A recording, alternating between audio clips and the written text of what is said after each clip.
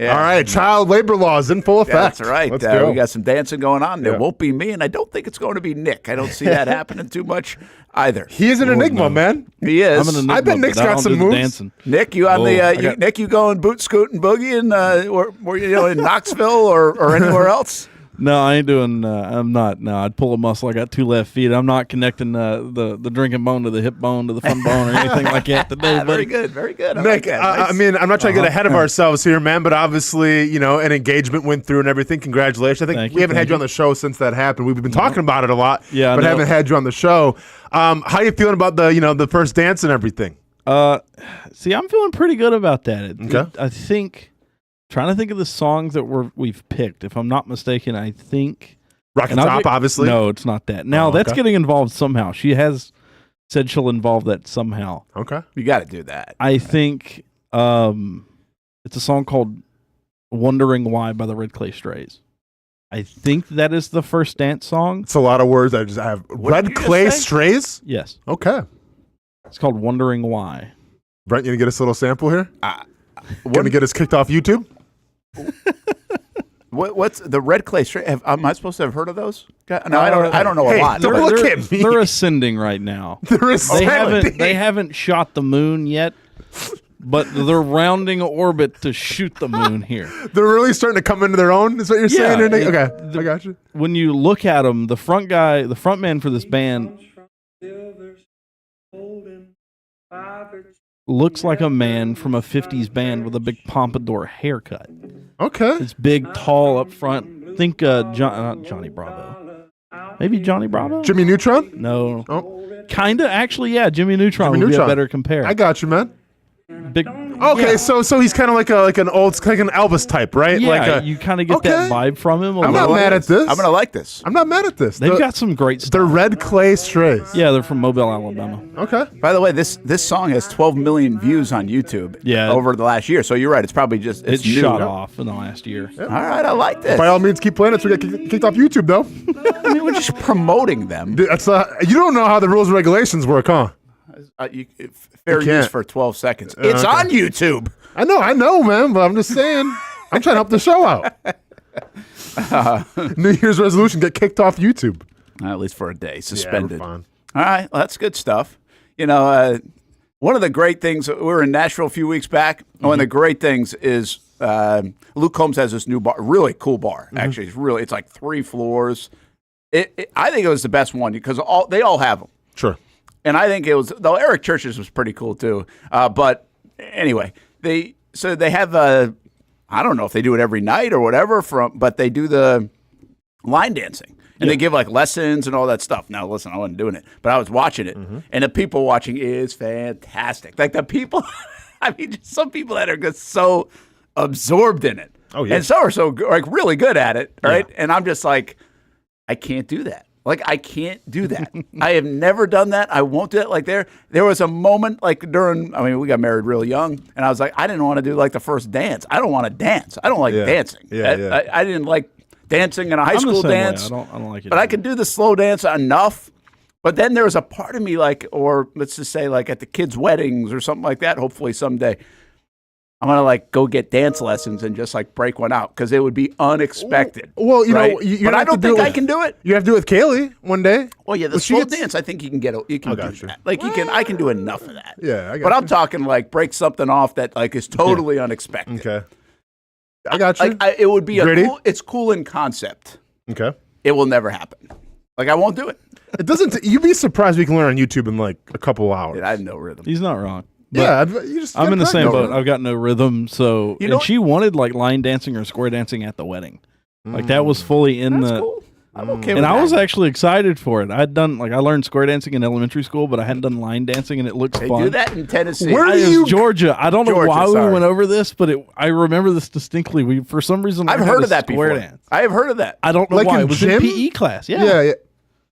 I don't know. Let's just get out the dodgeballs. Let's just get out the dodgeballs and keep it play old badminton. You just learn wanted to, square like- dancing. Oh, I'd be so mad if we were doing line dancing in gym class. Come on, man. I don't know, man. I watched Son of a Woman. I want to learn the Next tango. day, I with can tell you dodgeballs, and that. Austin's got anger to work out. Wow. Hey, Nick. Hoo-ah. Nick. So are we talking orange? So because because every wedding's got like their certain colors, right? No. So Nick, she's given me essentially the rundown. She's giving you the rundown. I would give her a hard time right now and call it hobo aesthetic, but it's boho. So you're looking for like bohemian? pastels. I don't know. It's bohemian. It's something different. You said boho. It's boho, but maybe not bohemian. You know, boho is short for bohemian. Is it? If it isn't, I didn't know that. Okay, I think it is. I didn't know that either. How am I the fashionista on this show? Boho aesthetic. So you're looking like pastels, like light pinks, like Easter browns. colors. No, not Easter. Oh, like tan, kinda some taupe brown stuff like that. That's the aesthetic she wants for this. So I think I'm in like khakis. And it maybe like a blue suit jacket thing, whatever. I don't know. Okay, so kind of like the secondary Tennessee color with the Carolina blue.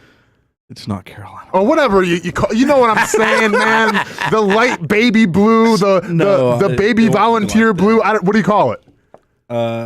Just Summit Blue. Summit Blue, because it's a Lady Vols from thing. Pat Summit. I got you. Yeah. I'm assuming it's Summit Blue. Speaking of colors, I was at the Ole Miss game last night, and Ben Becker, who I don't agree with like anything he says usually, is nice. He said this the other day when I was doing some stuff for Ole Miss on Wednesday on TV, and I think he's right. Like the Ole Miss color scheme is cool. Oh yeah. Oh, the powder blue is fantastic. It's a great scheme, but it didn't. Did they incorporate more of the blue more recently and embrace that in the last like 10 years? Because it was mostly the red, right? Before the red and the white. The old the Rebels blues, I think, came up under the guy that's at Auburn now. I think he brought like the first iteration of the powder blues back.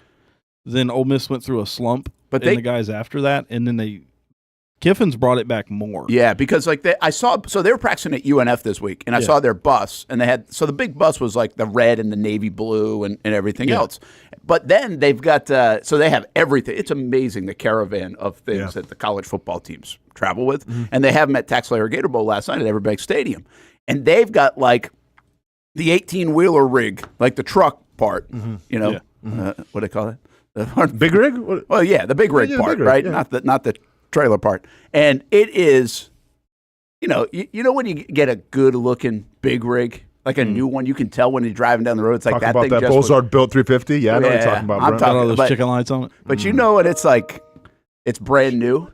No, for sure. And it's like that thing's cool looking. Looks good, man. Right? Now, the old ones kind of look like they've been through the snow and the mud. I appreciate the old ones, That's man. fine, That's but all the my new ones grandpa look ever like had. that thing would look like it's could. Well, they had one of those. It was like made yesterday. Nice, right? Yeah. But it had that color scheme on it. And I was like, that thing looks sweet. Custom made. It looks really cool.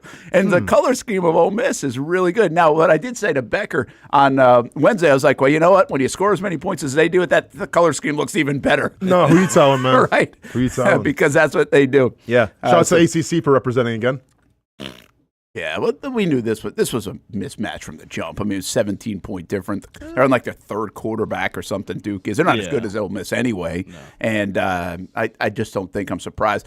Just a real quick thought on that, because we just did an hour of college football and Stadium Pulse, and that will replay, by the way, today at, I think it's 2 o'clock, maybe it's 3 o'clock, Fleet and Footy, and then Stadium Pulse. So you'll get it today on the Action Sports Shacks Network if you missed any of it. But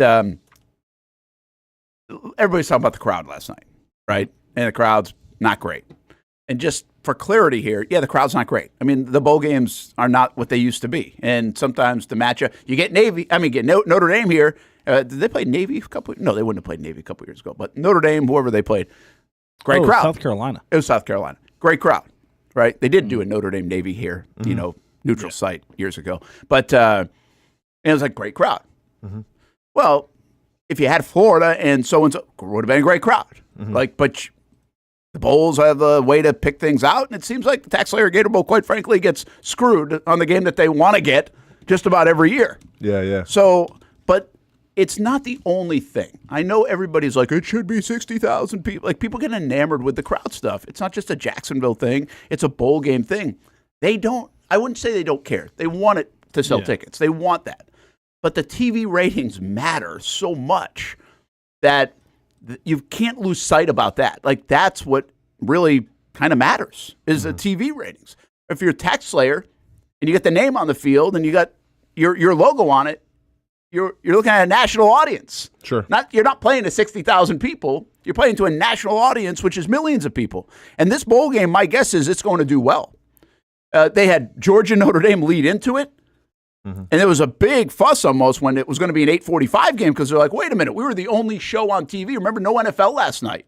Yeah. So they were the only thing, if you wanted to watch sports. No wrestling? Other than NBA and other things like that. But if you wanted to watch football, which people do, well, you had a chance with just that game. Even to the point where, Hamby might have mentioned this morning, but he's the one that told me this because he was talking to Greg McGarity. If they had done the 8:45 game with Notre Dame, Georgia, kept it there in New Orleans, they would have maybe moved up the Gator Bowl to accommodate so they'd be the only game on, even at like 5 o'clock or something like that. So it was a good window for them. Actually worked out very well because you had Georgia Notre Dame leading in to your game. My guess is the ratings are going to be pretty good. Okay. So that's just a quick little thought. And by the way, Jaxson Dart played very well. We'll talk about college quarterbacks coming out and early, and he's the one guy that looked like he might have improved draft stock. Of course. Because he looked really good last night. And kind of makes you wonder, it's like, why isn't he a higher pick? Because he can sling it. Mm-hmm. He's got some swagger to him. Is he going to be a guy that could go under the radar and then surprise some people? One of those mid-round picks that does very well in the NFL. One game is not the end-all be-all, but he's also had a very nice career. Brent Martineau, along with Austin Lane and Nick, here on a Friday. Hope you're doing well. This is it for the Jags. Jags, someone at the stadium yesterday said to me, hey, one more practice tomorrow. And I was like, oh, that's right. One more practice. That's it. Mm-hmm. You get to the final part of the season, it's like, this is the last, this is really the end. Yeah. And I kind of wonder about that this weekend, and we've done this many a times before, but okay, last practice, last trip, last game, and then 4 o'clock hits on Sunday, and it's like, watch out. Yeah. Right? You get together in the locker room on Monday, regardless, most likely. Well, I don't know if everybody will, but definitely the team does. And then you have no idea what's going to happen. Like, we really don't know what's going to happen unless they come out with some statement today or something and say we're keeping them. Mm-hmm. They're not going to come out with a statement today and say they're firing them. We know that. Obviously. So the only way they tell us something is before the game, today, tomorrow, something like that, and say they're keeping them.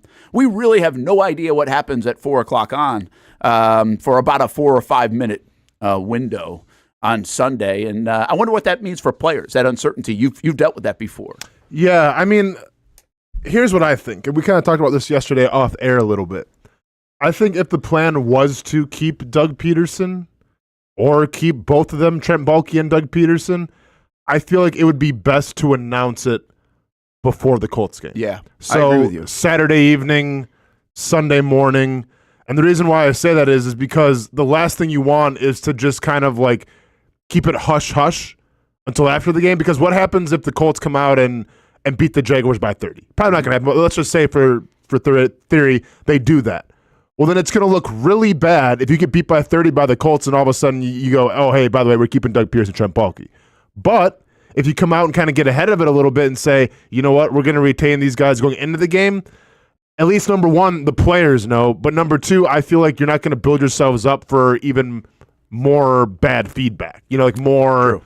Hate online. Well, listen, I don't. It's funny you were saying that, and I agree with you in a way. Like, I think you're right. I think your point's right, but also like this is a no-win if they bring them back. Forget about it. Like, it doesn't matter what it looks like. Doesn't matter, right? I mean, Monday's going to be a wild day around here, and maybe more wild if they bring them back. Is my point, right? I mean, I don't even know. I told somebody this, and listen, I look all around this stuff, and I try to do that, and I try to get out of that's why I came up with that little sheet the other day, right? There we go. I try to look all around this thing and think like Shad would think, or what's maybe we're missing something, anything. We've done this multiple times this week when we get to this point. Like, could they keep Doug and make changes at the coordinators and let Baalke go and bring Baselli? And like, these things are all on the table, in my opinion, and you look at them all. But I did tell somebody, I was like, listen, I based on what we've all talked about, based on what this fan base thinks, based on what we just witnessed, it's going to be very hard to defend in any way, in any realistic way, if they bring this regime back. Yeah. Like, it was hard coming out of the Detroit game because, man, that 2 weeks was wild. We said it. I mean, we said it like, are you kidding? Like, really, nothing changed? The only thing that happened was a Walker Little extension? There were no lineup changes. There were no roster changes. There were no coaching changes. There were no front office changes. The only thing that happened in that 2-week span before the next football game was an extension for a player that I think many people would say, I'm not even sure if he could be around or should be around if there's a new regime. And so it becomes very hard. And I'm not in the business of defending. I'm just saying, okay, let's look at it through the lens that maybe the fans are missing or something like that. I think it would be really hard to do. And it's going to be a very long offseason if that's the case. And for that reason, I think all the reasons we've said, I think it's over. Don't you get do you feel like it's over? Like, as we've reached this point now, I think it's unfair to bury people and fire people at times like too prematurely. I think at this point, I think we all think it's over in 72 hours. Is that fair? I think so. Yeah. Yeah. Mm-hmm. So in a sense, I guess that's what's kind of hitting now. It's like, this is it. Because in a weird way, we hit like this crescendo of the season at some point, and not in a good way. I guess it would be a crater of a season more than a crescendo of the season, where it's like, man, are they going to win? Are they going? What's going on? Oh my gosh, do they still have a chance? What is he doing? Trent Baalke this, all this stuff. And I think you get into this part where it's like, okay, now we're just waiting until the end. And for the last couple of weeks, it's kind of been that way. It's kind of been like this, almost this calm of even the fans are like, all right, we're obviously going to wait till the end of the season. And now, well, the end of the season is here. It kind of feels like now there's like urgency all of a sudden. I almost get put to sleep by the fact that we're waiting till the end of this long season here in Jacksonville. And by the way, it's been such a long season because this season's been over since early November. I mean, been over from a competitive standpoint in terms of making a postseason realistically for at least middle of November, but probably early November. So, man, it's been a long time coming, and now here we are. Like, that's the thing. We're finally here. Let me ask you this with Trent Baalke. Like, do you think, I mean, because, there was the rumors of, like, he's going to retire. I mean, how do you think that's, like, how will that be received? I mean, you think, like, nobody really cares just as long as he's not here anymore? Yeah, I think so. Okay. I think so. I think, I wouldn't be surprised, but I think we've said that. Like, I had somebody else kind of suggest that this week too. Like, hey, it could maybe, and I could see that. I wouldn't be surprised by it, but I don't think that changes how these guys go. I think for the fans doesn't matter. I don't think it matters. I even brought up, I don't know if I brought it up on the show. I don't think I did bring it up on the show, but I even kind of floated around. I was like, I got this goof, because again, you think of everything. Sure. And I'm like, I got this weird feeling that, like, maybe, what if Doug just said, I'm resigning? And then somebody kind of said, like, well, he wouldn't do that with money left on the contract, probably. Right? Yeah. And I was like, yeah, that's a good point. He's not doing that. Yeah. Well, I just thought, who knows, right? I mean, maybe these guys, and it's not to save face necessarily. Nobody likes to get fired. It is. Come on. Well, a little bit. But Come also, on, Brent. Again, the reason I bring it, first of all, Baalke, there were rumors, and depending on who you believe, there were legit rumors last year of him wanting to retire. Sure. And, I think he might have retired, Austin, if they had gone to the playoffs. But because it collapsed, I don't think, I think that's how, again, this is just me thinking, that I think that's how much in tune these guys can be sometimes with their legacy. Hadn't ended well in San Francisco for a guy like Baalke, went out of the league, had a chance to resurgence of sorts. This place looked like it was in good shape last December, remember? And he was one of the architects of that. So when you go to the playoffs again, you're like, hey, I'm going to get out now, and I'm going to end on a high note. I don't want to deal with the low note. I'm going to get out before that. And plus, he's in his early 60s. Why not? Like, he could. And I kind of feel like Doug's a younger guy. Doug's got more energy and juice left and all this stuff. And not to say Baalke doesn't have energy left. But I also think, given some stuff, like maybe family-wise, he lost his brother a couple years ago when he was out of the game. Like, I don't see Doug as a guy who's doing this at 72, 73 years old, like an Andy Reid and a Belichick and everybody else. I just don't. Okay. I could be totally wrong. I don't know Doug well enough to know that. I just don't see that. And so I was just like, well, maybe he could say, I'm going back down to Jupiter and I'll consult and do some media stuff or whatever else. Like, I got plenty of things to do, but, I don't need to do this right now. So it just kind of entered my mind, but then somebody was like, I was going to leave a lot of money on the table. It's like, yeah, probably not. Yeah. That wouldn't make some sense. Yeah. A financial advisor might be like, Doug, don't resign. No, for sure. Right? Yeah. So, who knows? I think we kind of feel like we know what's going to happen. in Jacksonville, and I wasn't there. I was trying to really until probably yesterday or today, where I just kind of now feel like I actually feel like our conversation we had yesterday kind of put it in. If you really talk it out from all angles, you're like, there's just no chance they're staying. I mean, I think the Lions game did that, but yeah, I hear you. Yeah, well, I get it, but the Lions game, when they didn't make a move, also said, all right, Shad's unpredictable. Yeah, but I mean, like, listen, do I think a move should have been made? I think something should have been done, but we've been over this many times now. Shad Khan wants to be more on the side of patience. So, I mean, I wasn't surprised, but I still think that was kind of the nail in the coffin of how that team looked. Yeah. Delphonic Doug's 56, Trent 60. Yeah, that seems kind of close in age, but 4 more years closer to retirement is 4 more years I don't know. It feels like to me, 56, both are pretty young in today's world anyway. Yeah. But I feel like you start thinking about retirement more when you're in your 60s. Okay. You know what I mean? Yeah. I feel that way. I don't know if that's the case. I'm not there. I have no idea. Yeah. Yeah. But I have some years still. But, and again, when you look at what I would say is, and I might be wrong, think about from a GM perspective around the league. How many guys are 60 plus? I don't know that answer. It just feels like not as many as there are coaches that are like 55 plus. Feels like almost not everybody, but half the coaches are 55 plus, and some go into their 70s. Like, I don't know GMs that go into the oldest GM I can remember, like right off the rip, is like Bill Polian. I don't know when he got out, at what age. That'd be an interesting deal. I'm wondering who the oldest one is. I mean, you think around the league now, it recycles so much. Most of them are younger players. All right. Active info.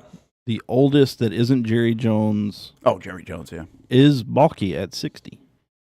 How about that? So Cardinals is 46, Falcons 43, the guy, Eric DeCosta's 52, so on and so forth. The Bears have the youngest at 38, I think. Yeah, it's a young man's game now. Like the Caldwell position was kind of they didn't start a trend. It was part of a trend where it was getting younger. Dimitrov for a little bit was like one of the older guys, he was probably in his early 50s. That's, again, I mean, you got coaches that are way older than that. Yeah. Right, that in the college game and in the NFL game. I don't know why that is. So thanks for bringing it up, Delphonic, because I never really realized that, but I did not know that. So he's the oldest GM in the league. Yeah, and not counting Jerry Jones, the average is 46 and a half years old, and then the average tenure other than Jerry is 8 years. Who are the oldest head coaches? Like Reed. Well, you know, I'm thinking in my recent, we just had Bill Belichick and we had Pete Carroll in their 70s. That's probably flipped around too now, though. Yeah, that's what I was thinking. But even Doug at 56. Reed 66, John Harbaugh 61. Harbaugh's 61? Yep. Gosh, he looks good, doesn't he? McCarthy at 60. McCarthy's 60. Yeah. What's Tomlin? Bowles is 60. Tomlin. Jim Harbaugh's 60. Yeah, because Sean Payton's 60. 52. Jeez. But he's been a coach since he was like 15. I mean, he's been in Pittsburgh for Tomlin's 52, yeah. So I would say, like, just in this conversation, again, I don't know where this even matters. It's just kind of interesting that 55 and older, we probably have 10, 12, 15 coaches. And 55 and older GMs, we probably have, like, what, 2? Mm-hmm. I don't even know if you said another one after Baalke. I don't know what the next oldest, I thought you said was like 52 or something, but DeCosta is the other one I heard that was 52. So that's interesting. Yeah. That's a young man's game, I guess, at the GM spot. I don't know why that is. It's a younger man's game now in the coaching world, too. Sure. But, you know, again, I go to college. He feels like you got a lot of guys over 50, 55 years old in the college game. I mean, don't you think that a lot of it more is now analytical, and I think analytics is more the young man's game? That's a good point. Yeah, all that stuff, right? That front office stuff, to manage that stuff, today's player stuff, there's just older guys that don't want to deal with all the crap. No, I'm one of them. Right? Yeah. You know? Yeah. So never really thought about it in that context. Yeah. And Delphonic said Ozzie Newsome, he's at 68 now. Is he still the EVP? I didn't even realize that he was still involved in the organization like that. And he moved at 62. So, listen, by GM standards, Trent Baalke's old. Yeah. And he's a young man overall by our standards, but he's old. Yeah. At the GM spot. Didn't even think about it in that context. Pretty wild. All right, let's do this. Bunch of Jags stuff to get to. and it has nothing to do with the game. It's going to snow 5 to 8 inches maybe in really Indy. Sunday. Okay. Now the play well, yeah, I was going to say but I'm a little concerned now. I'm going to get stuck in Indy. It's a nice town. Gather up the shrimp cocktail. Let's go. Yeah, well, go to St. Elmo's. I don't really feel like we've ever almost got stuck. Either you did. Well, we got stuck in Buffalo this year until like 4 a.m. Yeah. But that wasn't like weather related. That was more plane related.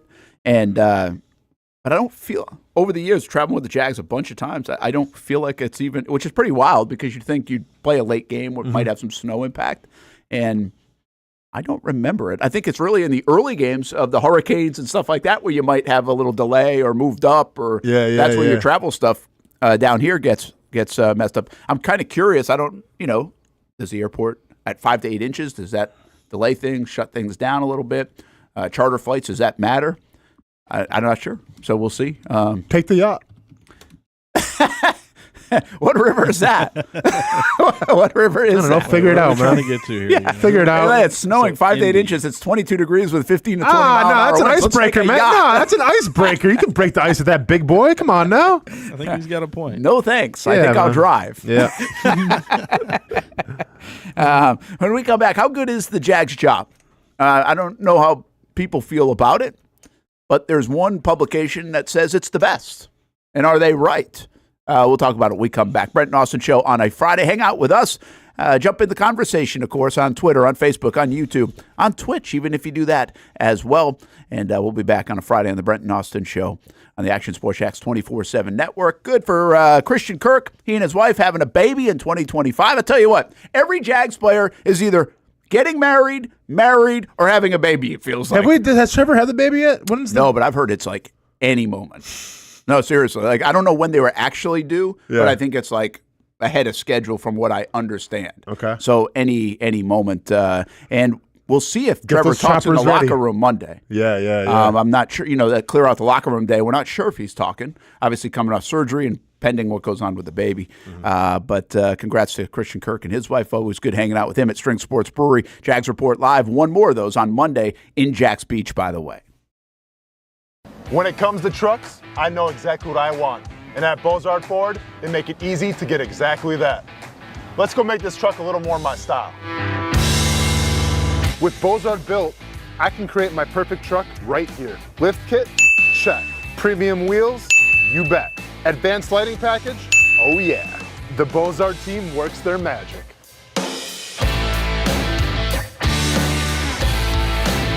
From bumper to tailgate, I'm making this truck mine. It's everything that I wanted and more.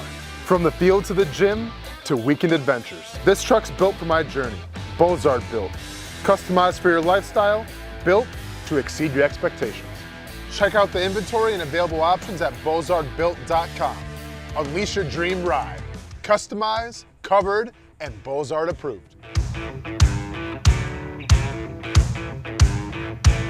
When it's time to get a new car for anyone in your family, just remember, nobody but Nimnick, the #1 Buick GMC dealer in Jacksonville. Get the latest price breaks on 2023 and 2024 models or the newest 2025 vehicles in the showroom on Phillips Highway, or shop online at nimnickbuickgmc.com 24 hours a day. GMC Sierras, Yukons, and the redesigned Acadias, or get the all-new redesigned line with Buicks. It's nobody but Nimnick, and part of the reason why is this is a first-class buying experience here at Nimnick Buick GMC. You're not just a customer, you're a friend. This is about getting a vehicle that best fits you and getting you on the road, and also helping you and your family down the road.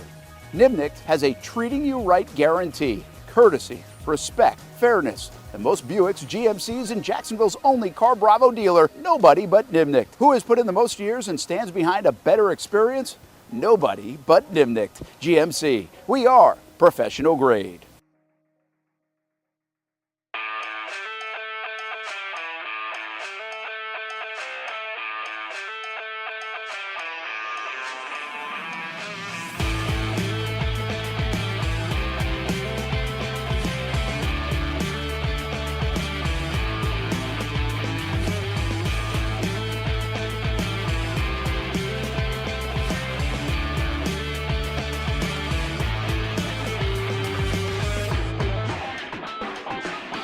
If you need a quality play this football season at your home, call That One Painter First Coast. Locally owned and operated, experienced employees, no builder-grade materials. And there's more, and for that, we throw it to Noah Schlicksup. That One Painter First Coast can apparently help your kicking game, too. Well, after my failure on skinny sticks last year on Creekside game day, I've spent a lot of time out here at Creekside practicing my kicks. There's only one issue. How is that even possible? The good news is I know exactly who can help. That One Painter can handle all your painting needs, from field goal posts to cabinets to stucco. They got you covered. Though they may not be able to help with my kicking, they can certainly help with the posts. Call That One Painter First Coast today for all your painting needs at 904-495-1373.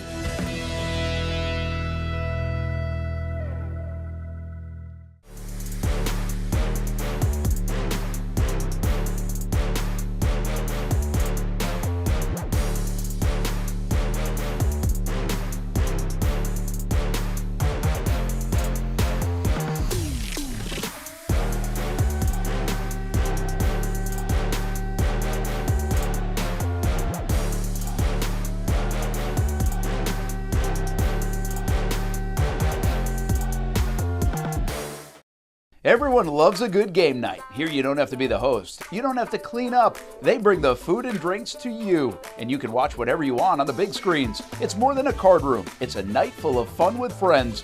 Best Bet Jacksonville, Orange Park, and now the newest location here in St. Augustine, right off 95 at exit 311. A brand new clean room, a full bar and menu, my favorite sushi in town. And I love the fries too. You don't have to just play poker at Best Bet. That's why I come over here to the table games and play one-card poker. That's a pretty good card and a win. One-card poker is like war as a kid, you against the dealer. And this isn't the only fun table game to play.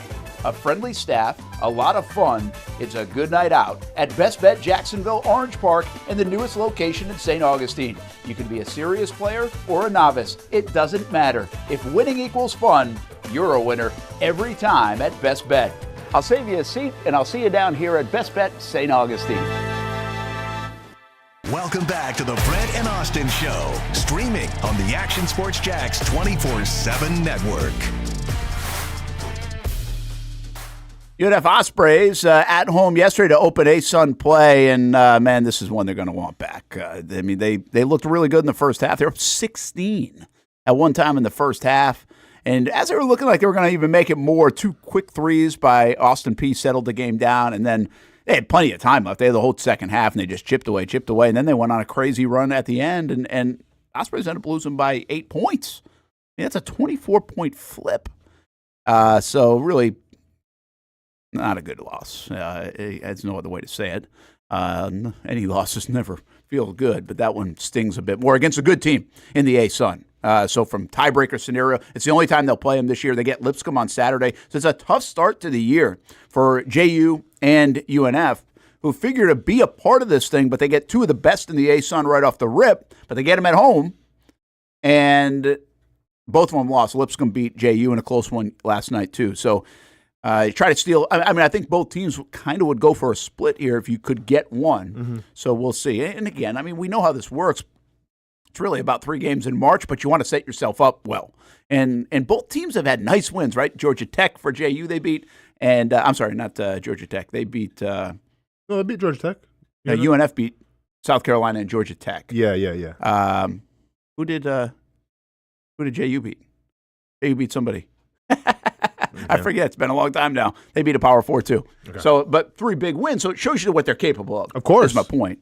And so off to a not so great start, 0-1 in a long ASUN season. I'll keep you posted on how the Ospreys do, and you can do UNFospreys.com. Check it out. I actually thought it was a pretty decent crowd yesterday at that game. 2:00 in the afternoon. They moved it up because of the bowl game, and there are no students on campus. And so I know it didn't look like, because the end zone had no seats. That's where the students usually sit. That's a tough part about the basketball schedule. Like, we're going to probably go to Tennessee and Florida on Tuesday, and that's the number 1 team in the country coming in. I've heard it's sold out, but interestingly enough, like, Florida students don't get back on campus until like the next week from their holiday break. And so you would think that's a game where you'd want, for Florida's standpoint, you want all those rowdies there, right? And the kids there, and they get jacked up about it. Now, unless they come back in some parts and go to that game, they're not going to be on campus necessarily. So it's a tough part of college basketball where some of these early scheduled games, some of the big ones that you could end up with on the calendar, you don't have your students. Because I'll tell you what, when UNF students are there and that end zone is packed, that makes it tough for that corner where that other team sits. It makes an impact now. It's not 10,000 strong, but it's an impact with 1,000 students sitting in there screaming and yelling and taunting and heckling. Per Ticketmaster, the lower bowl is sold out. There's like the 200 sections up top are still available, but the cheapest ticket's $50. Is that for that's for the Tennessee-Florida game? We're going to go cover that one with Action Sports Jacks, given the coaching situation, if we can get down there with the Jags, because it's on Tuesday. Okay. So next Tuesday we're going to go for two reasons. One, you get number one. Florida's good. Yeah, they're really good. And they're top 10 in the country. Game. Tennessee's, are they still number one, Tennessee? Yeah. And so they're number one in the country. And they've got Chaz Lanier, former UNF guy, who's leading the way. Been unbelievable for him. He's the leading scorer. So a couple of different storylines down there for us. But that will be a big one. By the way, Florida Gators basketball, they go at Kentucky tomorrow, Tuesday against Tennessee. Yep. And then next Saturday at Arkansas. Man. And the SEC is unbelievable in basketball. It's the murderer's row. Means a little more. It means more in basketball than it does in football. Maybe a little bit. You're going to start to see that switch on Twitter. Watch. There are going to be so many new basketball fans. Oh, dude. Like, there are going to be SEC basketball fans. They didn't even know that there are championship. They don't even know there are two hoops. They're like, what's basketball? We only know football. Oh, man. You wait. Social media is going to have people talking basketball. They're going to be like in a dictionary looking up words. Yeah. Brent Marno, Austin Lane, and 10 of the top 25 are SEC teams. It's amazing. That's amazing. Just relax. And I think there were more at one point. Relax. I think you're right. I think every team is like. I think every team but one, even South Carolina, who UNF beat, was 9-3 or something. They were like the worst record last week, I think. Yeah. So it's pretty. I don't know. I want actually somebody to do a story on this, and I'm not doing it, but somebody can do a story on why the SEC, like, what are the real reasons the SEC's gotten so good at basketball? Is it strictly because they've been good at football and the money in the conference trickles down to basketball? But why? I think they never even cared. They don't really care about basketball in most of the SEC schools, to the degree like you would in football. ACC has done a total flip. What's happened to the ACC? Yeah. Well, where the North Carolina and Dukes have, from Roy Williams to Krzyzewski and others, right? They've lost some of that. But overall, the ACC it's not even that good. Like, you can't even find teams. Who's the best team in the ACC right now? And is it Clemson? I think it's still, hold on. It's still Duke. Duke is fourth. Oh, Duke. Oh, man. They're sitting at 10-2 at fourth. And they've done a pretty good job of keeping it rolling. But so Duke. Oof. The worst, it's crazy. The worst team right now, technically, do the non-conference schedule is South Carolina. They're 10-3, and that's the worst record in the SEC. Yeah, it's impressive. 10-3. It's really amazing how good the SEC is in basketball. Wild. And yeah. I would love somebody to do. Here you go, Athletic or somebody else. Do a story on why the switch. This is a monumental shift in college basketball from a conference standpoint. Yeah, it is really shifted. And this isn't like when Brent was a kid. No, this is like 10 years ago kind of stuff. Maybe, 10 years ago. Where the Kentucky ACC was the only one that was known about. The ACC was loaded and then brought teams like Syracuse and others in. Yeah. But even Syracuse isn't Syracuse, right? So pretty wild to watch. I'm a big college basketball guy. I like watching the Big East stuff. I love how the Big East has kind of resurrected itself a little bit from a basketball standpoint. I think Z Fortner, I think you're right. I think some NIL, I think some facilities. I think people like to go. Here's the deal. Here's a great selling point for a college kid. One, we know for a fact that if a team has a football program, that helps enrollment, right? Just in general. It brings more everything together. I think it enhances fraternities and enrollment, and it's proven. The big time college football especially does that, but even small time college football can help that a little bump. But I think then the other part of this is just the money rolling into this SEC conference. The SEC network and the domino effect there, and because really, if you look at a lot of the SEC schools, they're good in a lot of things. Yeah. And they might be better than most in a lot of things. So interesting. I'm kind of into the college basketball stuff a little earlier this year. I think that's thanks to the Jags. Come on, man. We still have college football to get through. I know. Can't we revel in the SEC? I mean, I can only complain downfall? about the SEC and laugh at the SEC downfall in football so much. Well, I mean, what a better way to do it than today after Georgia got beat. Man, gotta give you guys props 2 weeks ago for picking Ohio State. I think those guys are on like just some sort of a roll, like a death march through all of this. Yeah. They said, you know what, you're going to come pack out our stadium. You're going to say that. You're going to say all this. We should fire Ryan Day. You know what? He's our coach. Yeah. Just lamb-blast everybody in front of him. Wild. Can you give us our props, too, for picking Notre Dame over Georgia, please? That one I missed, but... Oh, yeah. Yeah. By the way, a little bit later, we'll get back into college football talk, and we're going to go through Hamby's tweets yesterday. Oh, I didn't even see him. So what a treat this is going to be. It's going to be fantastic. Man. Oh, so couldn't have went better last night for me. The screen caps. I mean, so Kirby Smart, and we'll talk about Kirby Smart getting out-coached. Oh. I'll tell you what, man. Notre Dame's good. Hey, player of the game, number 39 for Georgia. What was that dude's name again? Oh, I don't know. He was everywhere. The guy that By the way, in front of him. Hey, ESPN, let's not, they might as well have, the kids can't, I forgot the kid, I got to look up his name now. But, Taylor was his last name, I think. They had him, Parker Jones. Brent missed it by that much. That was close. Missed it by that much. Parker Jones had his own camera like in ESPN2 for the whole game. You know how they have Pat McAfee on the sidelines? Yeah. Parker Jones had his own camera. Let's see what Parker Jones is doing now. I was at Strings, and so I missed a lot of that, but I saw it. I saw people talking about it, so I don't really I don't fully understand the context of it. Yeah. But I'm kind of – so ESPN was taking some heat, right? Yeah, because they kept showing the guy. Yeah. It's like, geez, it's one play. Well, Brent, it's a big play. It was a big and he wasn't in the game. I know. So, I mean, hey, man. Clothes, essentially. Yeah. It's reminiscent of Tomlin in that playoff game or the Super Bowl, right? Yep. Stepping on the field with Jacoby Jones. Yeah. Yep. Runs into him. Good, nice job right there. I like that. You got a good little history here, Nick. Very well done. Well, did they echo that during the game or not? Oh, did they? I think so. They might have. I don't know. Didn't watch it. I was doing more important things.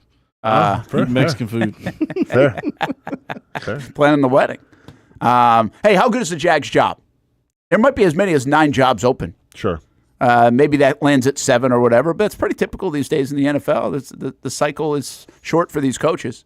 So, I mean, you look at the Jets, you look at the Raiders, we know that. Mm-hmm. Potentially could have some others. But where do the Jags fit? I think the Saints, by the way, I think you have to assume right now the Saints. I don't think they're going to give that to Rizzi. Yeah. I would say probably middle of the pack, if we're being honest. Really? Well, just are you surprised it's not higher or lower? Yeah, I just think that the fact you got to sell it now, hey, we're not going to be in Jacksonville for the next couple of years, and you're probably going to have to do a lot of rebuilding in terms of roster. And yeah, you have Trevor Lawrence, which is kind of still I think the shiny carrot and everything, but I mean, you can see the Bears say they got Caleb Williams. I think there's other good quarterbacks, or there's other intriguing quarterbacks out there. All right, let's do the Jets' job is weird, right?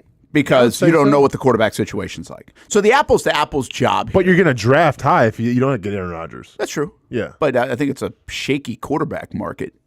Even in terms of the draft, right? I mean, if you don't get Shadur Sanders, you have confidence in a lot of other guys. I mean, I'd have confidence in Jane Daniels, but look at how that turned out. I get it. Yeah. I get it. I didn't really have confidence. Earmuffs thrown in, and Bo Nix coming out and being on fire, but he's doing pretty well. He did actually cover his ears. Yeah. That was pretty impressive listening. We're good. Yeah. I mean, listen, I get we have our preconceived notions, but if this last year's draft class has taught me anything about the NFL quarterback position, I think if you have the right guys around him and talent around him, they can flourish. And I think the Jets, in terms of roster, depending what happens with Adams and everything, depending what, if Wilson wants to be part of the team still, but I think you do have a lot of pieces that you like in New York. Listen, I agree. I think they have a lot to like on their team. I just don't know. I think it takes someone, you got to really want to go into that fire, man, in New York. But they're interviewing a bunch of people, too. They did get a head start on this, and they've been interviewing folks. Vrabel if you believe reports, Vrabel might be interested in that. I don't believe reports this time of year, okay? Sure. I know here in Jacksonville, there's no reason to believe some reports. But people are talking. I hear a lot of the same things people might even say in front of a mic. I think we should learn from the maybe Byron Leftwich stuff that maybe you shouldn't always say stuff in front of a mic, at least matter-of-factly. But let me ask you this. Do the Jets seem like last year's Commanders, where if they get a new quarterback, they can turn the whole thing around? Very good point. Yeah, because I think there was a lot of hidden talent on Washington, especially on the defensive side but you get the defensive guy, and I think that's what maybe the Jets are talking about with Vrabel, right? Mm-hmm. You got a guy that's done it before, maybe didn't get you all the way to the promised land. Second time around, though, maybe can do that, make immediate impact because you know how to coach and win games in the NFL, much like Doug did here. But Quinn's doing there. And you bring in a coordinator like Kingsbury. I mean, you have the talent on offense if they all stay. Like, you have Adams, you have Wilson, you have Breece Hall, you have Braylon Allen. Like, I can name a lot worse NFL teams in terms of offensive weapons than the New York Jets. By the way, just looking at Gene Fournette tweeting about Doug Peterson. He was obviously asked about his job security, and the quote from at least Gene tweets out is what hopefully got it right. Say what? Hopefully got it right. Oh, ouch. It's usually a typo or two somewhere. Our buddy Gene. Just kidding. But says that Doug Peterson said, quote, "If this is the last one, then we've had a great run." I'm not sure about great, but either way. Again, that shows you where just that quote will say, hey, listen, he knows how the NFL works, right? And he said that multiple times over the last few weeks. Here's a job I think you want to – well, let me tell you what Bill Barnwell said. Okay. So he looked at 9 jobs that potentially could be open. Okay. And New Orleans, he says, is the worst one. They got terrible cap space, all this stuff. The Jets, he says, is actually the 8th best job. Young core, but ownership, the quarterback, and cap space is a bad thing. Okay. Vegas, 7th. Location – why does he say location? What does that have to do with anything? I don't know. Young roster, cap space, and then a generation of draft whiffs and division are the cons. Oh, no, location is actually the pro. Sorry. It wasn't a con. Okay. You want to be in Vegas. Tennessee, pros, division, and youth. Cons, missing talent and key spots, cap space. Giants, number 5. Pros, likely number 1 pick, players in key positions, young roster. Cons, lack of talent around those spots, ownership. But then how do you get a harp on the Jets for the quarterback, but then harp on the Giants for the quarterback? That's weird. Okay, I mean, he goes into long stuff, but I'm not reading through everything. Okay, gotcha. 4 is the New England Patriots. Quarterback is a pro, cap space pro, regressing toward the mean. Meaning, I think what he means by that is like the ball didn't bounce their way in a lot. Like they're not going to be as bad just because the metrics wouldn't add up. I didn't think Mayo was going to be on the chopping block that soon. Yeah, a lot of people are now talking about in New England that Mayo could be done. Cons are talent. They just don't have enough talent on their roster, which I would agree. Their talent is pretty bad. 3 is Chicago.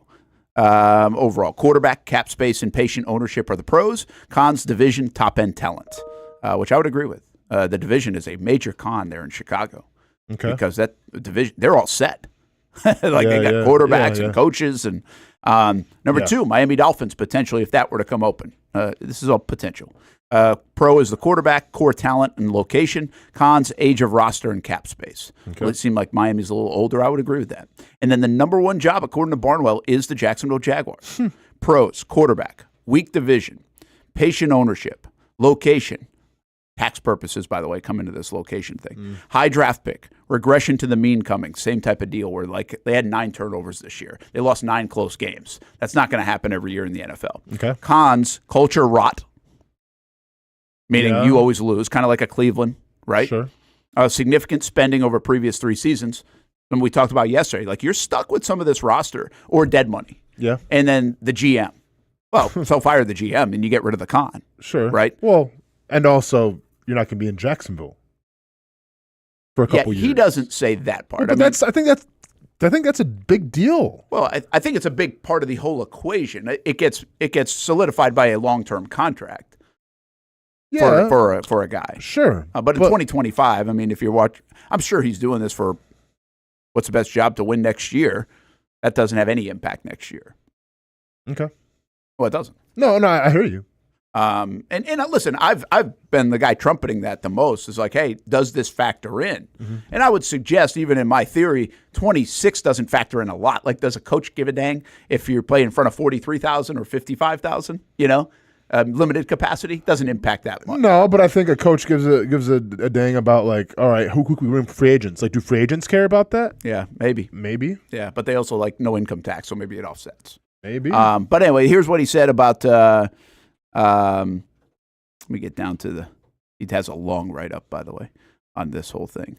Lawrence, in terms of the quarterback, has been solid enough when healthy to attract coaches who will be impressed by his talent. But after the 21 season, those coaches were looked at the possibility of taking on a phenomenal college prospect who still had untapped upside 1 year into a rookie deal. Now Lawrence appears to have settled into a league average starter on a market value contract, one that pays him $55 million per season. That's still a positive, but it's nowhere near as appealing of an opportunity as it was 3 years ago. And I think right now you would say, yeah, I think there are more people in line 3 years ago for Trevor than maybe right now. I think that's kind of fact.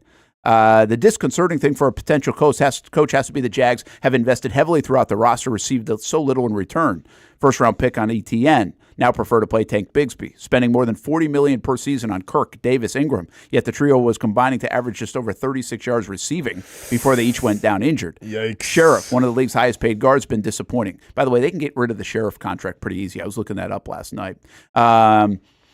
24 addition of Eric Armstead, 2 sacks and a part-time role along the defensive line. They're each making more than $14 million per season, meaning Sheriff and Armstead. Devin Lloyd, a first-round pick in 22, has been one of the worst starting linebackers in football this season. Damn. So, yeah, so he's pretty adamant about those things. So anyway, an astute coach, this is how he finished it.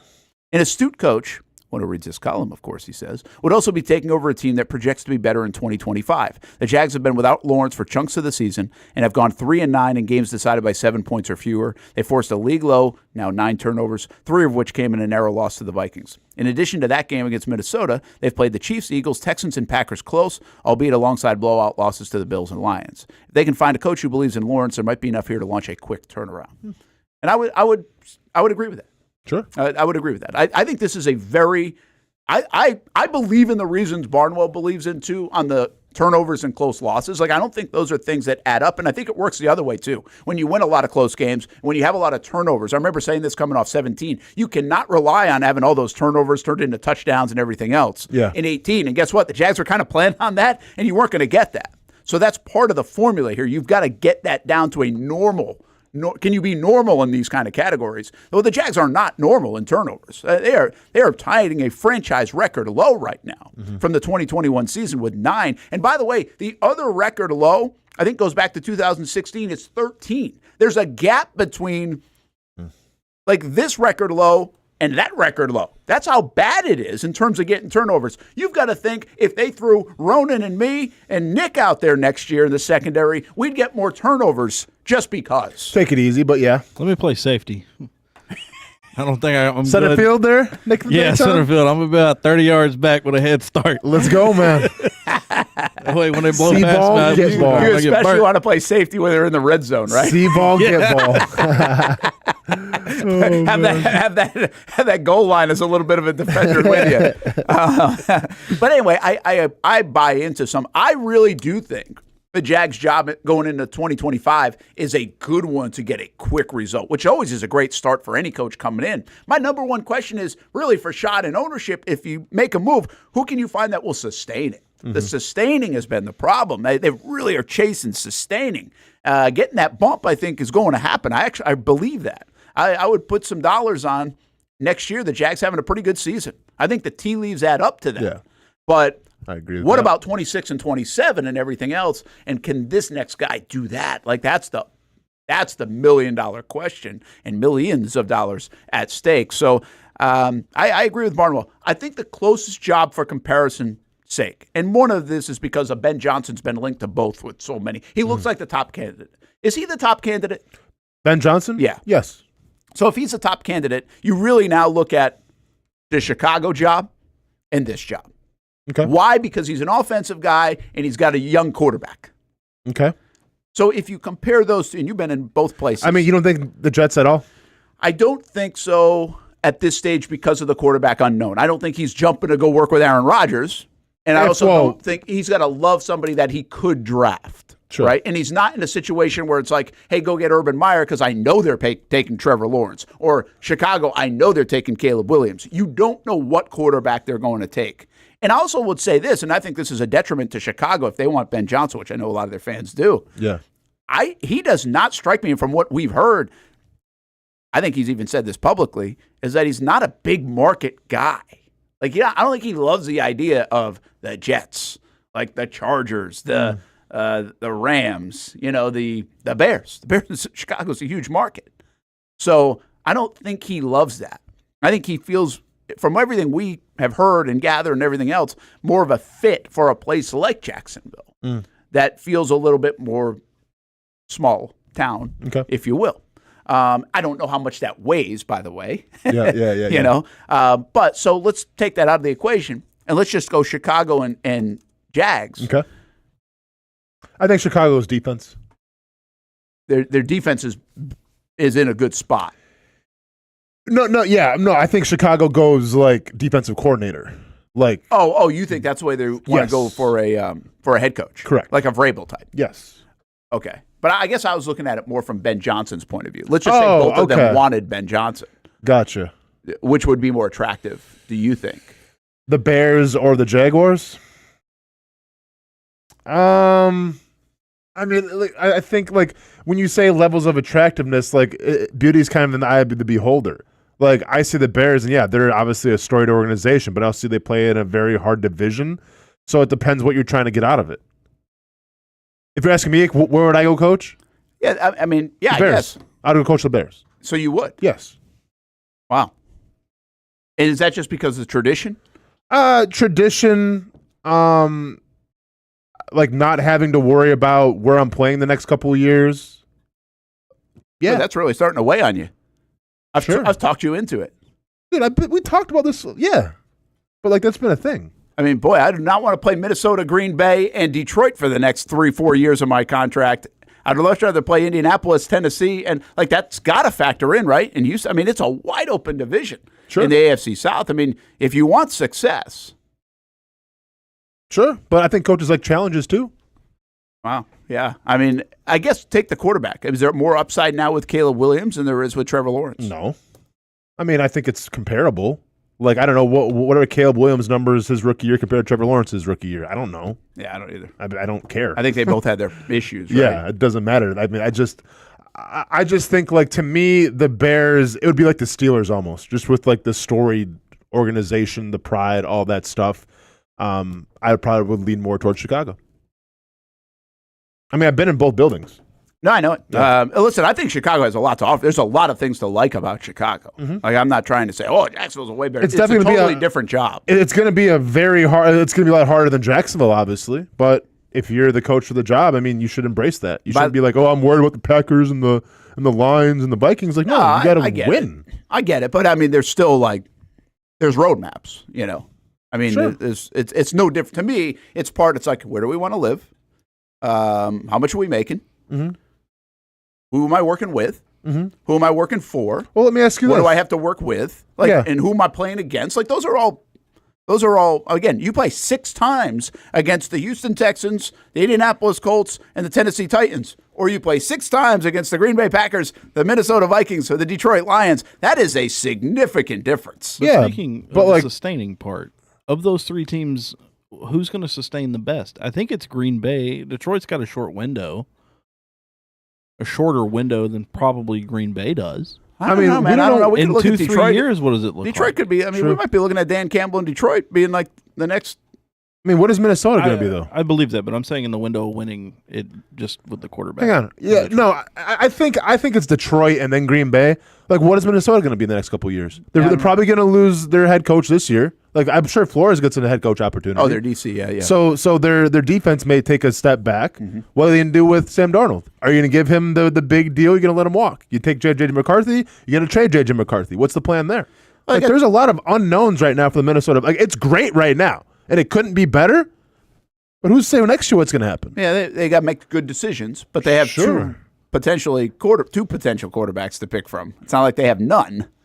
Well, they have one known. We don't know what McCarthy is yet. No. And number 2, if you do choose to pay Sam Darnold, well, then that's going to hurt some of your other bottom line in terms of trying to hire other players, trying to get other players on your team. So, yeah, I right now I think O'Connell to me is really climbing the charts of really good coaches, though, too. I mean, like, that's the other thing. Like, I don't anticipate coaching changes in that NFC North for quite some time. And that's fun. It's a challenge. You're going against Kevin O'Connell, Dan Campbell, and Matt LaFleur for the next 5 years. You know what I mean? So, like, I could see a new coach in Indy, a new coach in Tennessee, and, I mean, we'll see. I mean, obviously, DeMeco Ryans done a good job. I mean, so he would be there. But, yeah, I don't know if it's, again, what are you looking at? We have no idea what Ben Johnson exactly wants. But if he is the best guy out there, I think the Jags do have a really good chance to land him. I guess that's the point. No, if he's for sure. the best guy on the Jags' radar, they would have a really good chance to land him. But there's a lot of unknowns. Who's working with him? Who's calling some of the shots? What does it look like? What does he really want? All those things, those that will go into play. And then where's the drop-off? Because that's the question I have. If everybody's talking about Vrabel to the Raiders or to the Jets or maybe even to the Patriots, now people are saying he doesn't want to go there because they didn't take a look at him a couple years ago. They passed him over for Mayo. But if Vrabel goes off the charts for you, what's next? Is it really Liam Cohen and then that's it? Is it a Todd Monken? I mean, it really falls off after people are enthralled with Ben Johnson right now. They love the idea of it for good reason. Yeah. I don't think, I can tell you personally, and somebody asked me this, what do you think about Aaron Glenn? I know you like Aaron Glenn. I just don't know if I like him in I'm not like, let's go. Like, if Ben Johnson's coming to Jacksonville, I'm like, let's go. Sure. If Aaron Glenn's coming to Jacksonville, I was like, let's go get Vrabel. Yeah. That would be what I'm thinking right now, with no disrespect to him. He might be great. I just don't feel like as excited about Aaron Glenn as I do about a Ben Johnson. And Liam Cohen kind of gets me excited because of the whole Trevor thing, but it's a very small sample even with Cohen. And I'd love my Rhode Island guy here. That wouldn't be a bad thing. But, I mean, is Ben Johnson on this list? I think Vrabel does fit because I think you know what you're going to get there. Yep. And then after that, man, I think what people aren't talking about enough is if you don't get your guy, if you don't get one of those two guys, do you feel good about it? I'm going to bring you back to 2022 a little bit. 2022, I think we said right off the rip, Caldwell, meaning Jim Caldwell, the old Detroit and Indy coach. Yep. Who, by the way, didn't even get a real sniff. It didn't look like. Or Peterson. And we said that right off the rip, and they were the first two interviews because they were available. Yep. And then it took like 42 days to hire Peterson. But if I go back to that cycle, what was after that? I know everybody got hot and heavy on the Byron Leftwich stuff,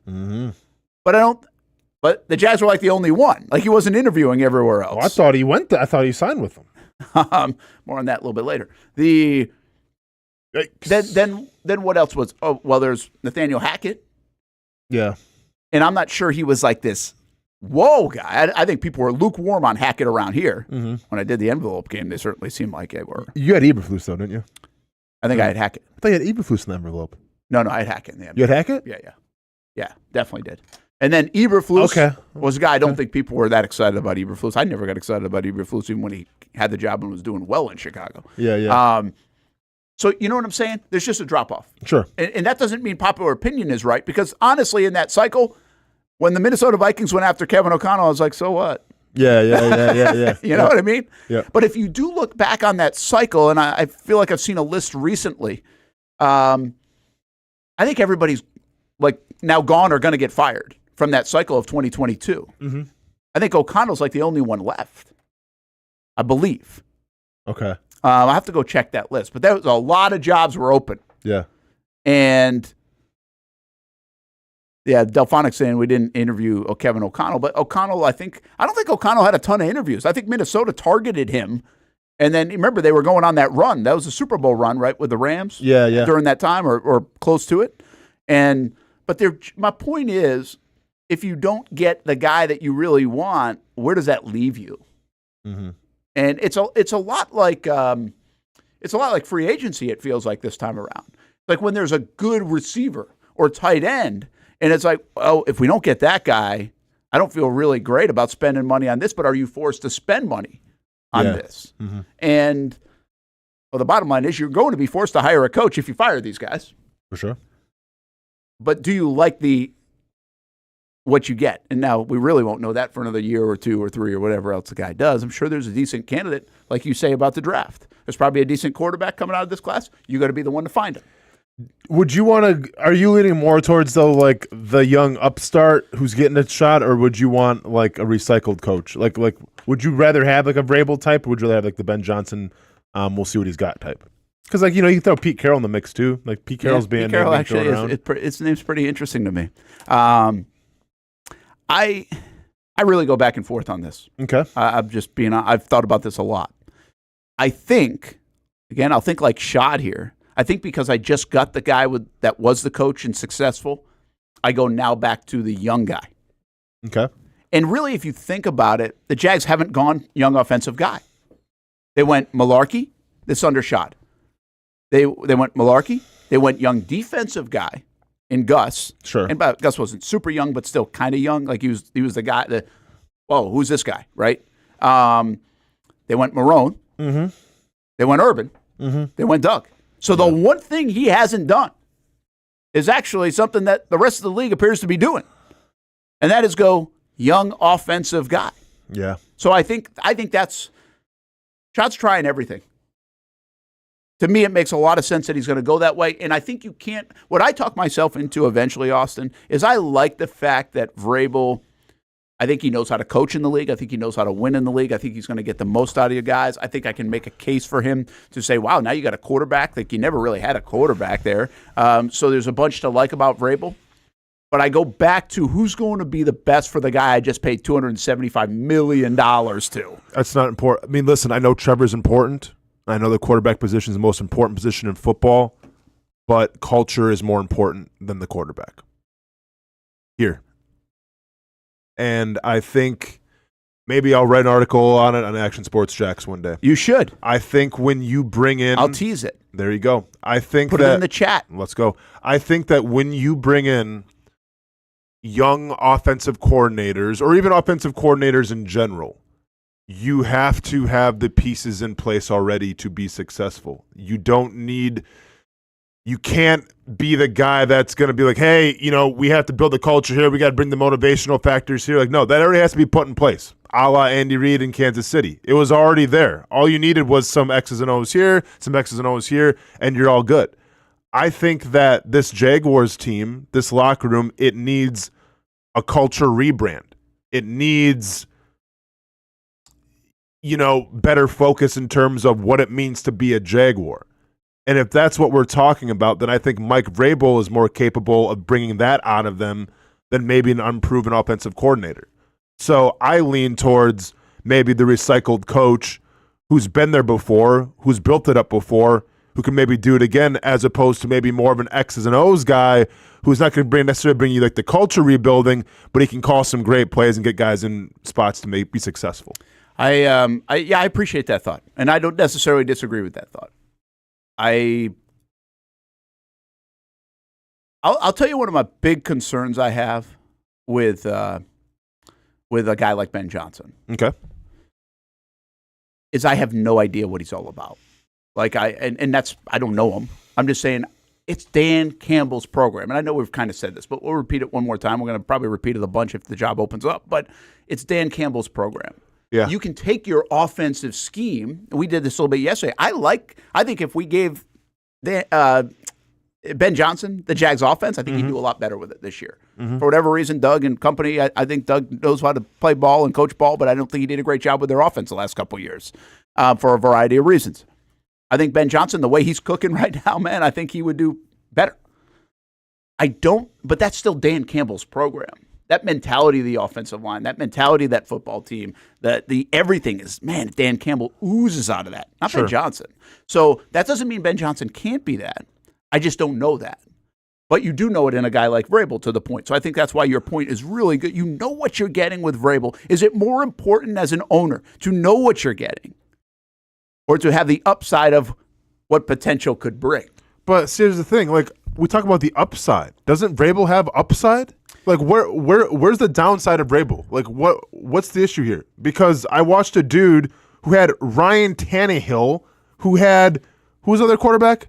Well, they had Malik Willis, and then Well, they had did he have Mariota early? Oh, he might have Mariota for a year. Mariota early. Well, and I don't think he got a good play out of Tannehill.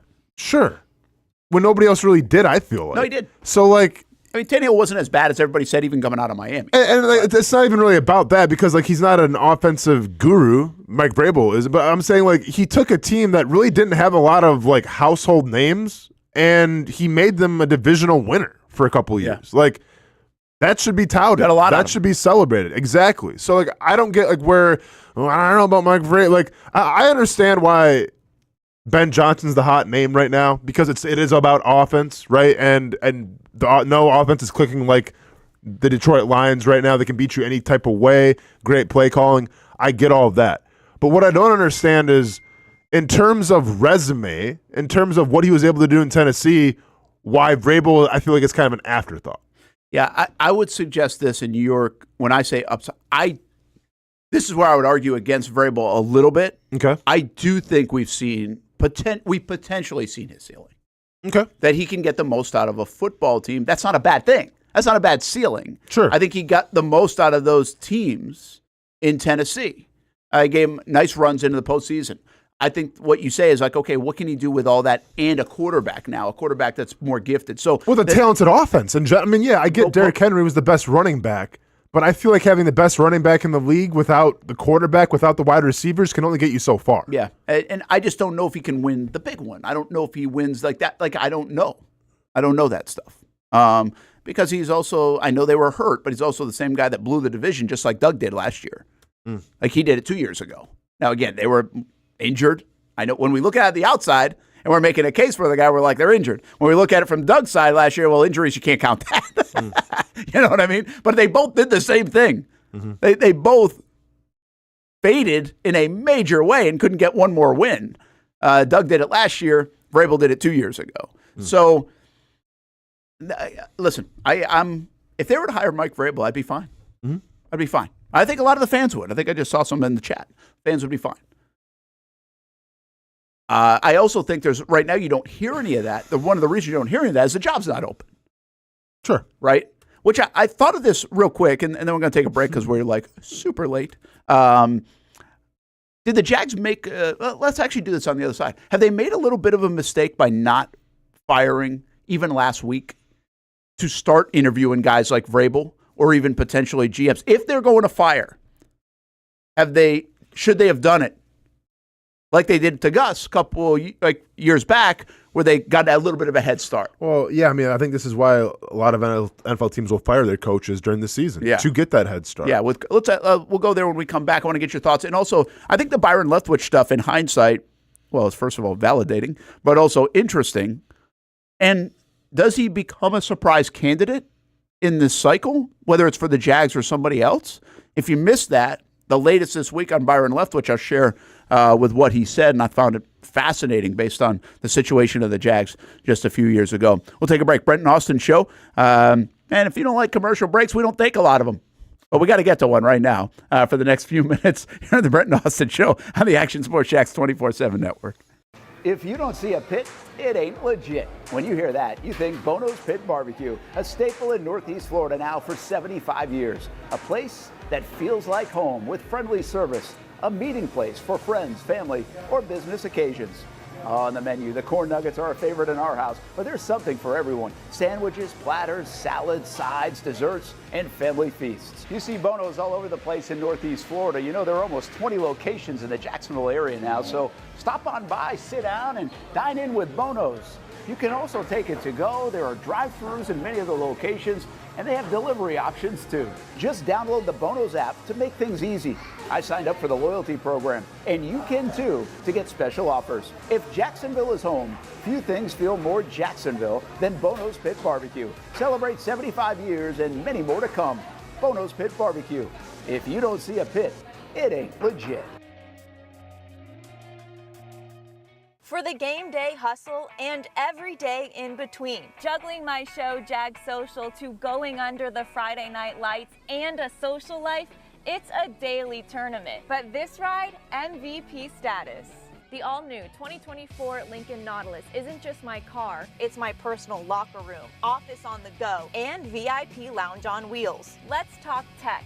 My profile remembers everything from customizing my dash display to setting the ambient lighting and my signature scent. And wireless charging, essential for live tweeting scores. Whether I'm packing for a beach day with friends or heading to the gym, there's space for every passion. After dominating all day, this becomes my recovery zone. The massage feature is like having a personal PT on call. Life's a non-stop game, but with this ride, I'm always on my A game.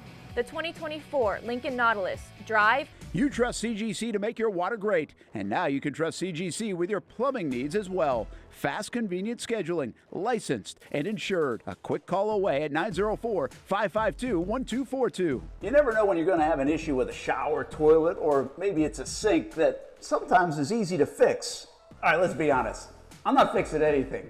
I'm totally staging this because when I have a plumbing problem, I call CGC Water Treatment and Plumbing. Trained professionals, transparent pricing, customer satisfaction. Small problem or even a bigger issue. Right now, save 10% off a new Rinnai tankless water heater. The experts with 25 years of experience at CGC Water Treatment and Plumbing can do it all. Call 904-552-1242 or visit cgcwater.com. For a limited time, CGC is waiving the trip charge on all related plumbing calls. CGC Water Treatment and Plumbing, an authorized independent Connecticut dealer. Florida license number CFC 1432579. Here on Spring Sports Media Day on Action Sports Jax. It's an opportunity, an education beyond the classroom and the sports arena. Life skills, testing skills, social skills. It's called High School 912, a program focused on maximizing the growth of students in academics, sports, and life. And here's your chance to get involved. If you're a local business, or if you just want to make a donation to help support programs like ACT and SAT boot camps, career days, Leadership Academy, Financial Literacy Academy, and so much more. Another Nice High School Panther, Jack Cole. High School 912 supports and hosts high school sporting events and several media days throughout the year. For more information on how you can get involved, visit jaxhighschool912.com. It's the place we party in football season with Jaguars All Access. Welcome to Spring Sports Brewery, everybody. Say hello to our guest tonight. That is Trevor Lawrence. You can bring your party or event to Spring Sports Brewery in Springfield any day and any time. Rehearsal dinners, corporate events, birthdays. Here at Strings, you can enjoy the inside area and the outside area. Good for any weather, good for any occasion. Watch the games, play the games, shoot some hoops. Beer? Yeah, they have that. Plenty of choices. And sure, this is a brewery, but Strings is also a restaurant, and the food is fantastic. A full menu made from scratch meals. And if you need String Sports Brewery to help with a party at your place, they cater too.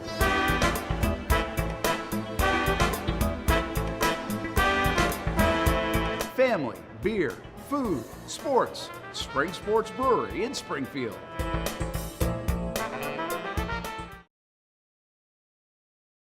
Welcome back to the Brent and Austen Show, streaming on the Action Sports Jax 24/7 network. All right, welcome back here to the show, Brent and Austen Show on a Friday. Nick hanging out with us as well. We have replays today of the Locker Room Jags Report Live. That's 1 and 1:30 on the Action Sports Jax 24/7 network. You can find it at actionnewsjax.com, Action News Jax app, Action News Jax now on your smart TV if you're hanging out at home and watching and listening. 2 o'clock. Again, I'm saying this, and I have no idea which order this is, but I think it's Fleet and Footy at 2 o'clock on replay from yesterday, talking soccer.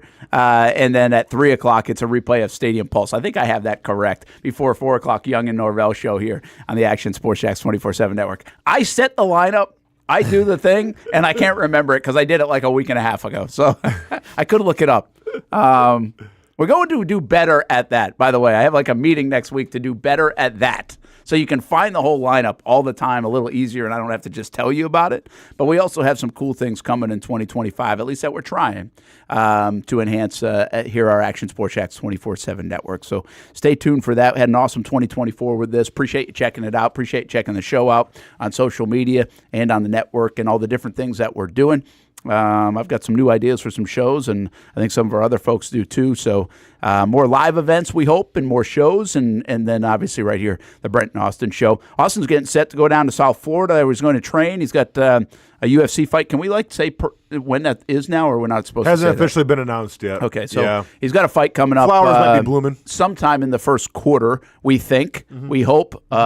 His next fight in Vegas, but he's going to go train for a bit down in South Florida starting on Monday.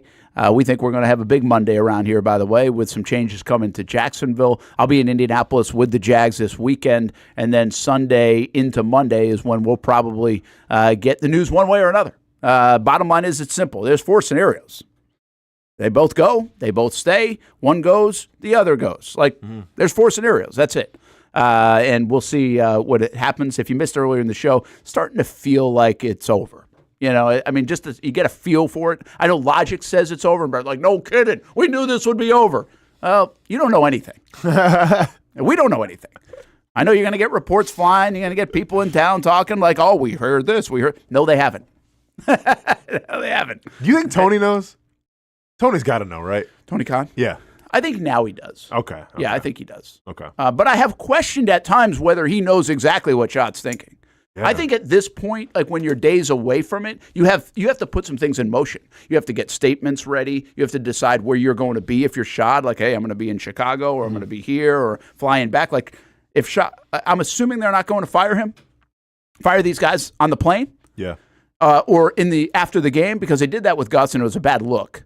And I don't think they'll do that. But think about this now. They're also not going to do what Chicago did.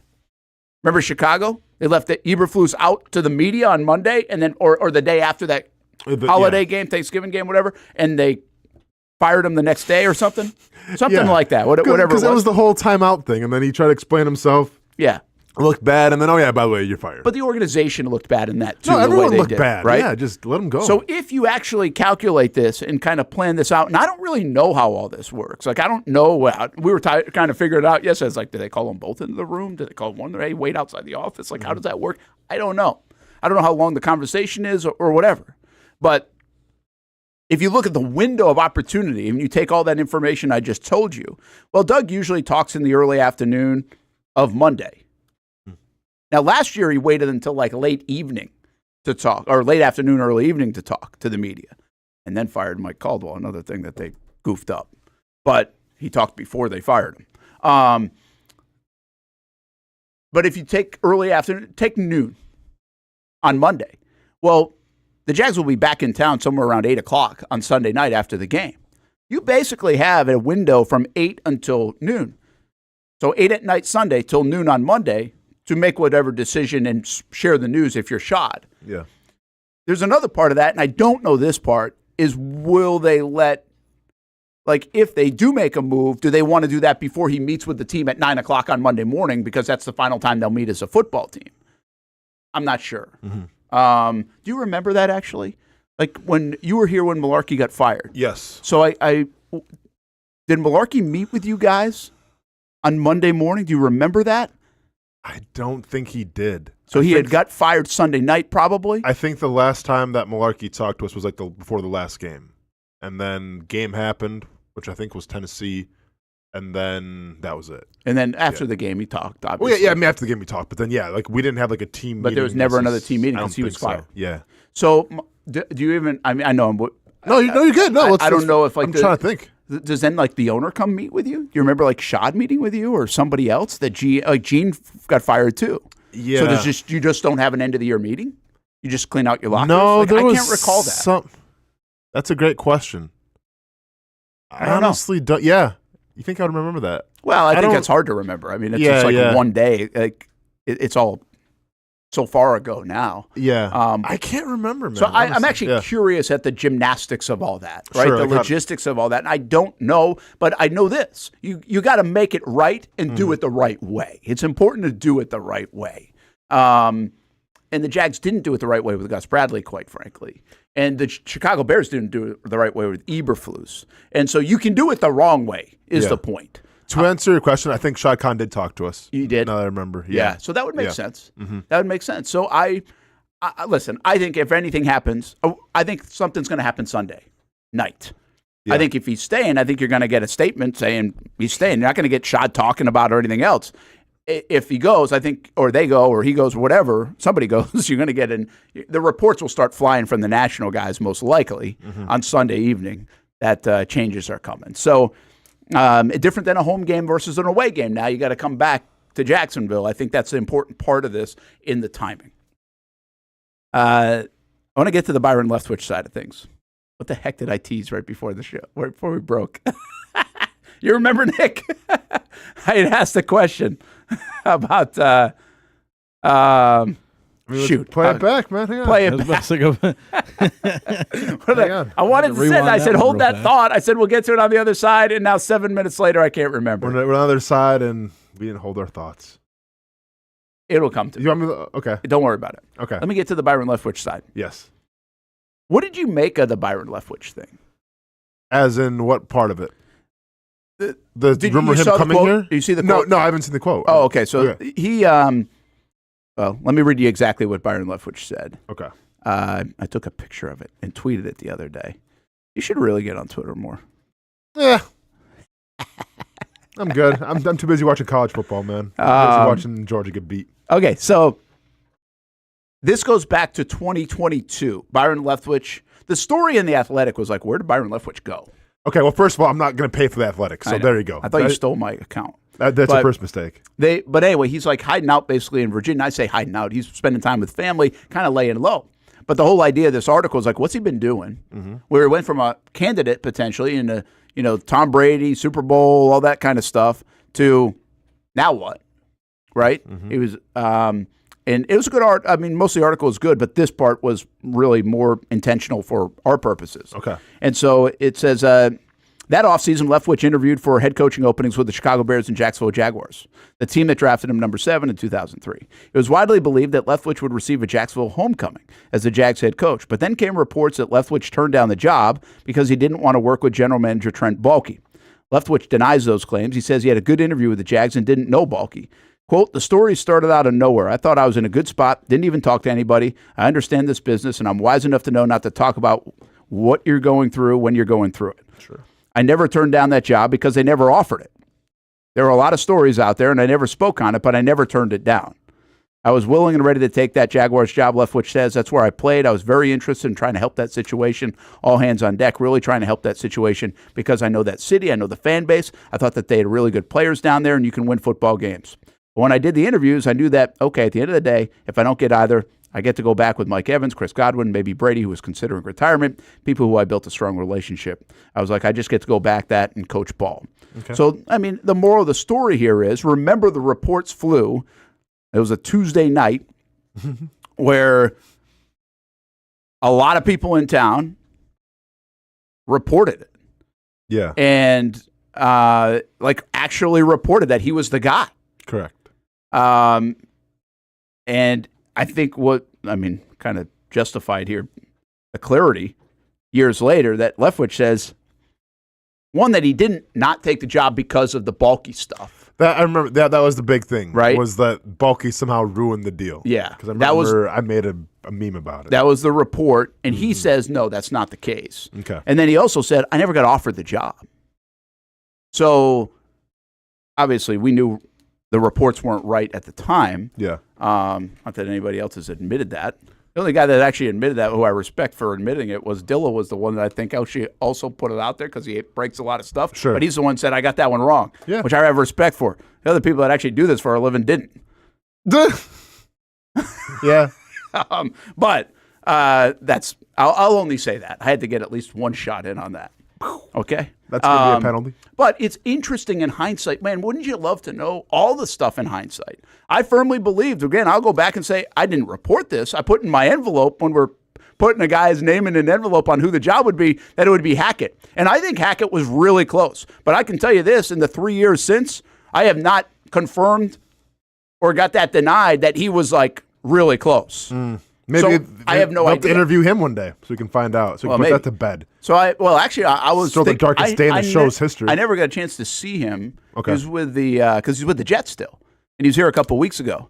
And I actually was thinking, I was like, I'm going to go ask him if I get a chance to see him. Friends trying to get redemption for the envelope. Not redemption, just curious. Yeah, just you don't know how this process stuff works. Yeah. I think we ended up here. Another one that rings a bell is in 2017 when Doug Marrone got hired and the Coughlin stuff. We kind of knew Mike Smith was in the mix. Okay. I was in Tampa at the time. We almost were going to knock on the door of Mike Smith the morning that Marrone got announced. We were like, Mike Smith's going to be the guy, and he's in Tampa. Mm-hmm. And we were there for the national championship game. I'm like, hey, we're going to go find him. Like, that's from a reporting standpoint. And it was like Marrone got there. I was like, whoa, everybody's talking about Mike Smith the day prior or the 2 days prior. So it's just interesting how some of this stuff works. But in 17, we had also heard that Josh McDaniels was a candidate. Now, what we heard about that candidacy was that he wanted to blow the whole thing up. And Shad was like, no, this doesn't need to be blown up. We've got talent here.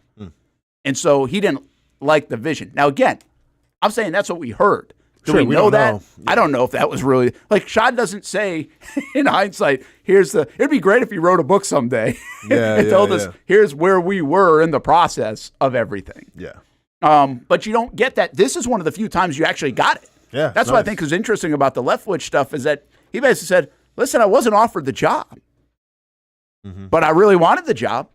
Yeah. He did interview for the job. So it makes Baalke look a little better, I guess. Yeah, I think. Listen, I've said this for a long time. You have got to be careful at what you believe. There is groupthink that comes out of the building because there are some murmurs and some things and people who do talk. And then there are also agendas of people that obviously didn't like the whole Baalke thing. So this snowballs quickly is my point. But yeah, I get that. And I'm not sure, like, to go back to Doc Duval here, where's all the coaches don't want to work with Baalke stuff coming from? Who knows? But I do know that there was some agents who represented some players that didn't want to come to Jacksonville, and I know that for a fact. Yeah, listen, by the way, I'll say this, Doc Duval. Where's all that Baalke stuff? I'm not telling you that didn't exist. Yeah. I think it's a case-by-case example. I think what you're seeing, all we know is that, well, it didn't seem to matter to Doug Peterson, and it didn't matter really to at least Leftwich from what he says. So that doesn't mean other people were turned off by the job because of Baalke. I think that certainly could have existed. Sure. And by the way, that's okay. I mean, listen, the bottom line is Doug walked into a situation where it was an arranged marriage. That is a very hard thing to sustain, and I think we're finding that out.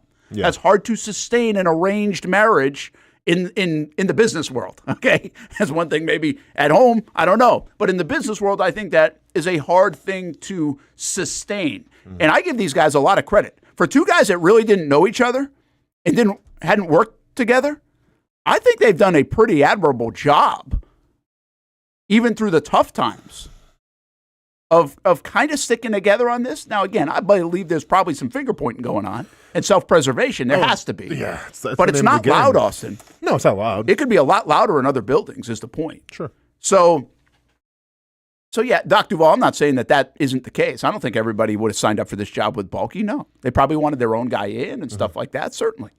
But I also think it may be a little overblown that every person, we take it like, oh, then everybody didn't want to work with Baalke. No, that's not the case. I don't think that's the case. So I just think I say this to folks in the building right now. People will ask me sometimes, like, oh, why don't you dig around in this? Because there's a lot of things you don't know what to believe. Everything is so much in buildings. I always say is toxic, but also agenda-driven stuff. Like, and again, when you have Shad Khan making the decisions and he has a circle of people that is so tight and small, you don't know. So I can sit here and say what I think, but to sit here and tell you that I know, there are so few people that know. I ain't one of them. So I know the building talks. I've heard the talking. But it doesn't mean it's the actual stuff. Sure. And you're going to get that now. If we do, you're going to get that this weekend. And listen, there's a great educated guest to make here this weekend, folks. I think the guys are going to get fired. That's a good educated guess. So if you're leaning that way right now, great. You could say, I told you so, right? But we all can kind of educate guess on that. The next few weeks, then what comes next is a lot of the rumor mill and a lot of I hear this and I heard this. And are we going to do this again? Are we going to do this again? Because you really don't know. Team to keep an eye on is the Jacksonville Jaguars. They might be letting Doug Peterson and Trent Baalke go here. So one to watch. It's one to watch, everybody. Keep a close eye on the Jacksonville Jaguars. So that's going to be that's prefacing the whole next few weeks. So, all right, I mean, it's good conversation. I think there are logical decisions to be made. You'll get some reports from the national guys. Heck, we might hear some things. But I'll be honest with you, stuff that I hear is usually singular based. And unless I hear it from multiple people, I'm not reporting it. Yeah. I'm still go by that. Ian. Yeah. So, hey, one thought on this. Forget about the business for a second. What about just realized you lost the Diet Coke bet. What did I lose? Oh, the 5 win. You're right. Don't bring that up they might not remind me of that. What? Killer Tofu. Is this the 5 wins or 6 wins bet? I don't know, man. We never pan up. And by the way, Killer Tofu, why are you remembering this? Killer Tofu, yeah. Any bets that Brent has made, please? Nope. Let him speak. What was the bet, Killer Tofu? Please continue, Brent. I think I made a bet that I will say that they're going to get to 6 wins. Oh, yeah. Yikes. Yeah. And did I bet against you then, obviously? I know I bet a couple guys that I know, not on the show. Oh, it's on this show. Okay. But so I definitely lost that. Yeah, 6 wins. He was right. Listen, I was close. It might be 5. Oh, yeah. Damn Raiders game. Yeah. Damn Jets game. Damn Houston game. Yeah. Damn Packers game. Yeah. Damn Vikings game. It's almost like this team just didn't. Game. Yeah. It's almost like this team just wasn't wired for winning, Brent. It's not like they showed us halfway through the season what was going to happen. Okay, but one more thing on the Leftwich. Is he a dark horse candidate potentially? For here? For here or anywhere? I don't know, man. It's hard because he's been out of the game now a little bit. Yeah. I mean, yeah. Maybe he's a dark horse candidate, sure, but he's probably not my top 5 right now. It's crazy how, he was when obviously a couple years ago, but now all of a sudden we kind of forget about him. Well, what's interesting to me here is Peterson's out of the game for a year. Vrabel's out of the game for a year, and they are like real candidates. Pete Carroll. When the job cycle comes around. Pete Carroll? Could be a real candidate. Now, by the way, Peterson's got a Lombardi. Carroll's got a Lombardi. Sure. And Vrabel's had success. Mm-hmm. I do think that's a little bit different when you're talking about Leftwich, who now is out 2 years. Sure. And also doesn't have that kind of resume. I mean, wasn't the head coach, but coached in Lombardi. Called the game of a Lombardi winner, right? Well, didn't he? Yeah, they would, right? Yeah. So, I mean, he wasn't the head coach, but he was the play caller. No, I get it. I'm just wondering, like in one respect, what you just said, I agree with you. I'm like, well, yeah, he's not in the mix at all. Yeah. But why? Because he hasn't been around it. Well, correct. Okay, hasn't been around it for 2 years, but the guys that weren't around it for 1 year became candidates. So that's what I'm talking about. They became prime candidates, quite frankly. Some of the top candidates in the next cycle. The difference there is the resume. So I don't think, Austin, there are a lot of coaching. If there are 7 jobs open, I'm not sure we have 7 candidates that we would look at and be like, okay, I like him. Does that make Byron Leftwich potentially a candidate, a guy that's interviewed for jobs, a guy that's been to the mountaintop, a guy that's highly endorsed by Bruce Arians, who's respected? Mm-hmm. What you don't see, though, is interesting about that article, and I think it kind of said a lot, and I think it said a lot. I don't know. I'm really reading into it. Brady declined, or Fox at least didn't let Brady talk about it, which that doesn't make sense. So Brady didn't want to talk about it. Yeah. Well, so if Brady doesn't want to talk about it, does that mean he doesn't want to say, he doesn't want to lie about it? Or he doesn't want to go endorse this guy? So does that say something? If Brady didn't want to comment in the article about Leftwich, because Arians was like, yeah, this dude, I can't believe people aren't calling him. That was his tone in the article. Sure. I mean, maybe he just doesn't want his name tied to anything, like any kind of influence. Like, I don't know. Or maybe that's a Raiders thing now, because he's that got could be it. That might have been it. That could have been it. Actually, honestly, that makes sense. They might have an opening. Correct. So that makes a lot of sense. Okay. We just talked through that. Give him the benefit of the doubt. Yeah, I'll give him the benefit of the doubt on that. So My point being is, are there going to be a lot of candidates? Now, I would also say, back in 2022, or even in any of these coaching cycles, would you have considered Kevin O'Connell at the front end of those searches to be like, oh, he's going to be a big candidate? I don't think he was. Mm-hmm. I think if you go back to that, like O'Connell wasn't. So the point is you can find guys. Yeah. But I do think one of the things we have going right now in college football, when we talk about potentially replacing a Billy Napier or replacing a Nick Saban, or replacing the next guy who's in line, whatever that looks like, and why you might not fire a guy. And now even in the NFL, I think there are less and less candidates that you feel really good about, that are like sure things, or you feel like a sure thing. You're really taking a risk. And I think that's a product of the firing being so numerous. We fire coaches all the time. So you're either going to go get a fired guy that's had experience and is a retread and he's learned and he's got a little older and all this stuff, or you're taking a shot at a young guy that's an unknown, and is he ready for it at the big-time college level or in the NFL level? Like, we're running out of coaches because we fire them at like a 25% clip annually. Sure. You know what I mean? I think we're into that a little bit. I don't think people talk about that. Sure, there are plenty of guys that probably can do the job, but I don't think they jump out at you is my point. And the job's totally different, being a head coach versus being a coordinator and everything else. Mm-hmm. What are you laughing at? Mr. Hugo had a good one. It's a wrestling thing, Brent. We're good. Yeah. Yep. You chuckled. Yeah, it was good, man. It was nicely done. All right, let's do this. So Byron Leftwich, we'll see what happens. I thought it was interesting, the whole deal. And it's also a warning to everybody, media included. Be careful of what's out there. Pump the brakes. This cycle, because there's going to be a lot of stuff flying out there. How would you feel about Kingsbury here? No, thank you. Not at all, huh? No. Man, you're that much of a Kyler Murray hater, huh? No, I'm not that. I think he's And by the way, I'm with you guys. I'm just want to get your reaction. Why? He's an example to me of a guy that I think, and I don't know him very well. I mean, there's I haven't done deep dives on him. He's a nice fireplace, but the best.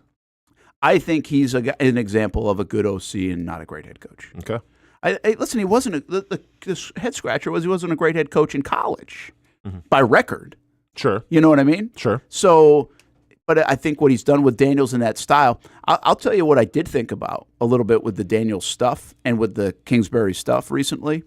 And I wonder if this is more of a talking point this offseason, and maybe if it's a Ben Johnson or a Liam Cohen or whatever else. Is there really are we in Jacksonville not catering to Trevor Lawrence enough in terms of up-tempo, moving, getting going with stuff? He's used to that fast pace. All these quarterbacks are getting used to that. And what you're seeing is a Kingsbury likes that, right? Kingsbury likes that. Well, Jaden Daniels likes that. Yeah. Guys like that. Now, I'm listening. Guys, I'm in the press box yesterday at the Ole Miss game. Okay. And I was just grabbing a drink, so I hadn't really sat down. And the game's going on because I got there late because of All Access. And so just to set the scene a little bit, what happens in a press box? Usually you have almost like a public address announcer, but just for the press box, and they'll announce things like so and so is being looked at for an ankle injury and is listed as questionable once the team announces it or something. Okay. But it'll also, this guy, I think more than the Jags do usually, was giving you who the tackle was and who was running on the play and Dart to, so-and-so and blah, blah. But I'm actually getting a drink. And this guy is on it's like he's calling out bingo numbers. And what hit me was, damn, they move so fast at Ole Miss. Every play, it was boom, Dart to this. Hey, running play to here. Dart. I mean, there was 3 seconds in between when he would say it. Whereas the NFL, when you're in that press box, usually you're like the NFL. If a guy says something, it's every 45 seconds. Yeah. So it doesn't seem as much. But there was this cadence. It's boom, boom, boom, boom. This guy was can you tell that guy to shut up? It felt like he was on too much. And it was just because they were calling the plays so fast. So I do wonder if for all these quarterbacks. I know I'm not suggesting you got to go up tempo all the time. I know everybody suggests that. Yeah. But I mean, that's got to be a little bit of what Kingsbury, some of the college concepts and those things, to move a little faster, to do some of those things. Like, do we NFL it too much for some of these guys? I start to wonder. Yeah. And would it be easier to move at a quicker pace? And because you know what, we always drown the clock down to like 1 second or 0 seconds. Like, well, what if you just went at 18?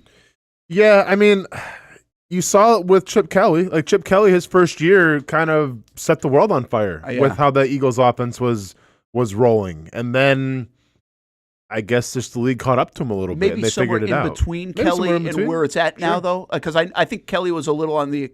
Oh, he was, I mean, by far the most aggressive side. He was the other side of it. Yeah. But I also think one thing I would say about Chip Kelly, when was Chip Kelly now? How long ago? In Philly. That would have been, what, 2014? Like 15, 14, something like that? Okay, a lot of time has passed. And the game has changed in those 10 years. We all talk about this all the time. Yeah. So would Chip Kelly right now work in the NFL with that offensive system now way better than it did then? He was so different. Now in that 10-year span, we are catering to the college quarterback in the NFL way more than we did. We are, but I guess it comes down to, can that offense be efficient, especially, you know, if you're playing in colder weather, especially if it's more of a that's the one thing about it. Yeah, it's great when you're out front and everything, but if you go against a really physical team, that could be a detriment. Yeah. I feel like if anything's really getting reversed now, it's more like the NFL is shifting back to physical style of play. Well, you're right. This year for some teams, yeah, you're right. Yeah, you're right. I did think about this too. Why can you get away with this up-tempo 90-play stuff in college for your defense, but you can't in the NFL?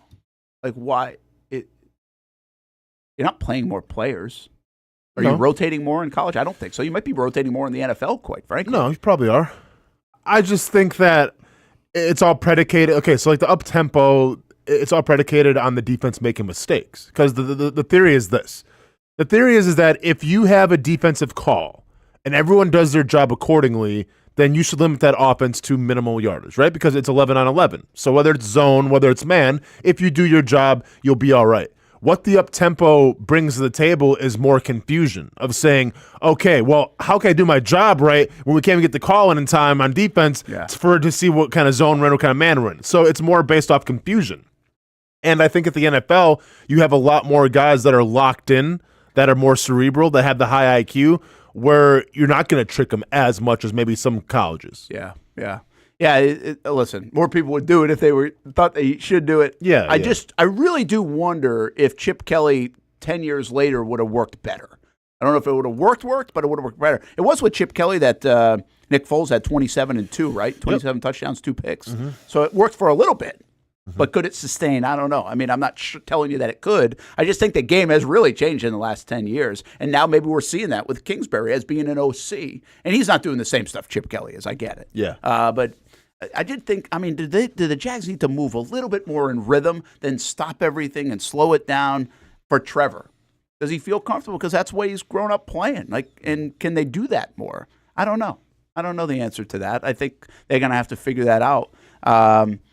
And I guess I'll have to. Does Detroit do that a little bit more? I mean, do they like sugar huddle a little bit more and move and switch up their tempos? I feel like I've seen that from them. Yeah. You know, where they're like, okay, we're going to go up tempo here, and then we're not, and then they kind of you mix it up. Sure. Mm-hmm. The Jags mix it up, but they always wait until like the late third quarter, early fourth quarter to do it. Yeah. And that's more recent in the last 5 or 6 weeks. It feels like they hit the hurry up at some point, but it's usually, I would say 9 out of 10 times, like late third quarter, early fourth. Yeah. And maybe that's because you're fatiguing a defense at that time, too.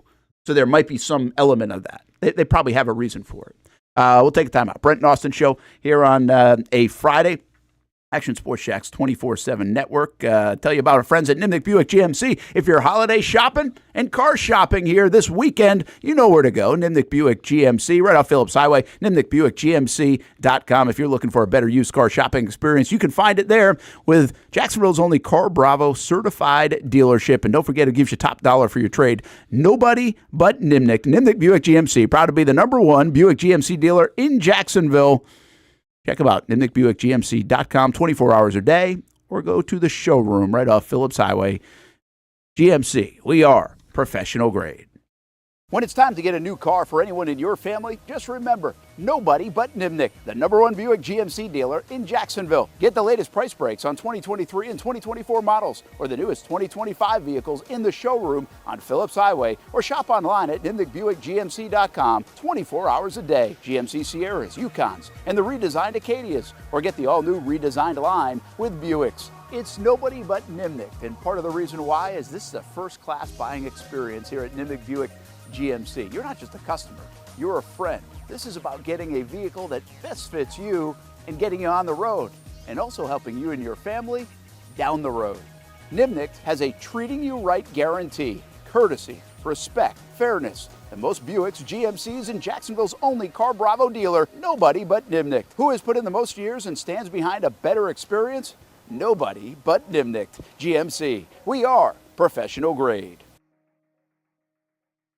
Another exciting week of basketball for the Ospreys of North Florida, both at home and on the road. The men's basketball team started off the week on Thursday at home with a 115-83 win over Warner. It was a huge night for Ospreys freshman Josh Harris, who dropped 26 on 11 of 14 shooting to go along with his 14 boards in 27 minutes. Then on Saturday, the Ospreys traveled to Statesboro to take on Georgia Southern. UNF found themselves down 17 in the second half, but came storming back to force overtime. Unfortunately, the Ospreys couldn't complete the full comeback as they fall 93-91. Both the men and the women are back at UNF Arena this week as the men take on UNC Greensboro and the women take on UNC Asheville. Both games are on Saturday. And remember, you can find schedules, results, tickets, and more at unfospreys.com. I've been telling you about CGC Water Treatment and Plumbing for a long time now. Their drinking water systems remove up to 99% of contaminants. We've had a Connecticut water softener and drinking water system in our home for more than 7 years. You can see the difference whether you're washing clothes, the dishes, or what I like to do most, fill this up for some coffee every morning, and mostly all day. Remember, if you're not filtering your water, you are the filter. Don't be the filter. Right now, save $1,000 or more when you bundle a Connecticut Premier Softener with a Connecticut K5 drinking water system. The experts at CGC Water Treatment and Plumbing will test your water for free and determine your water score. Don't know your water score? CGC will find out and recommend the appropriate Connecticut water treatment solutions so you can improve it. Call 904-552-1242 or visit cgcwater.com. Ask about our 90-day love it or leave it guarantee. CGC Water Treatment and Plumbing, an authorized independent Connecticut dealer. Florida license number CFC 1432579. When it comes to trucks, I know exactly what I want. And at Bozard Ford, they make it easy to get exactly that. Let's go make this truck a little more my style. With Bozard Built, I can create my perfect truck right here. Lift kit? Check. Premium wheels? You bet. Advanced lighting package? Oh yeah. The Bozard team works their magic.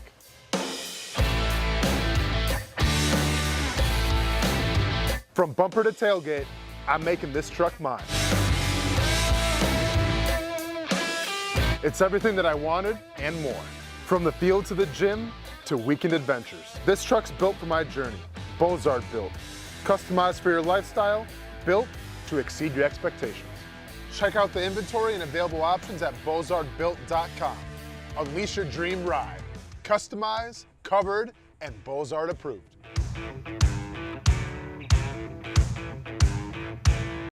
New to town or always been in town? Everyone is always looking for a good pizza place. Our place is Donato's Pizza.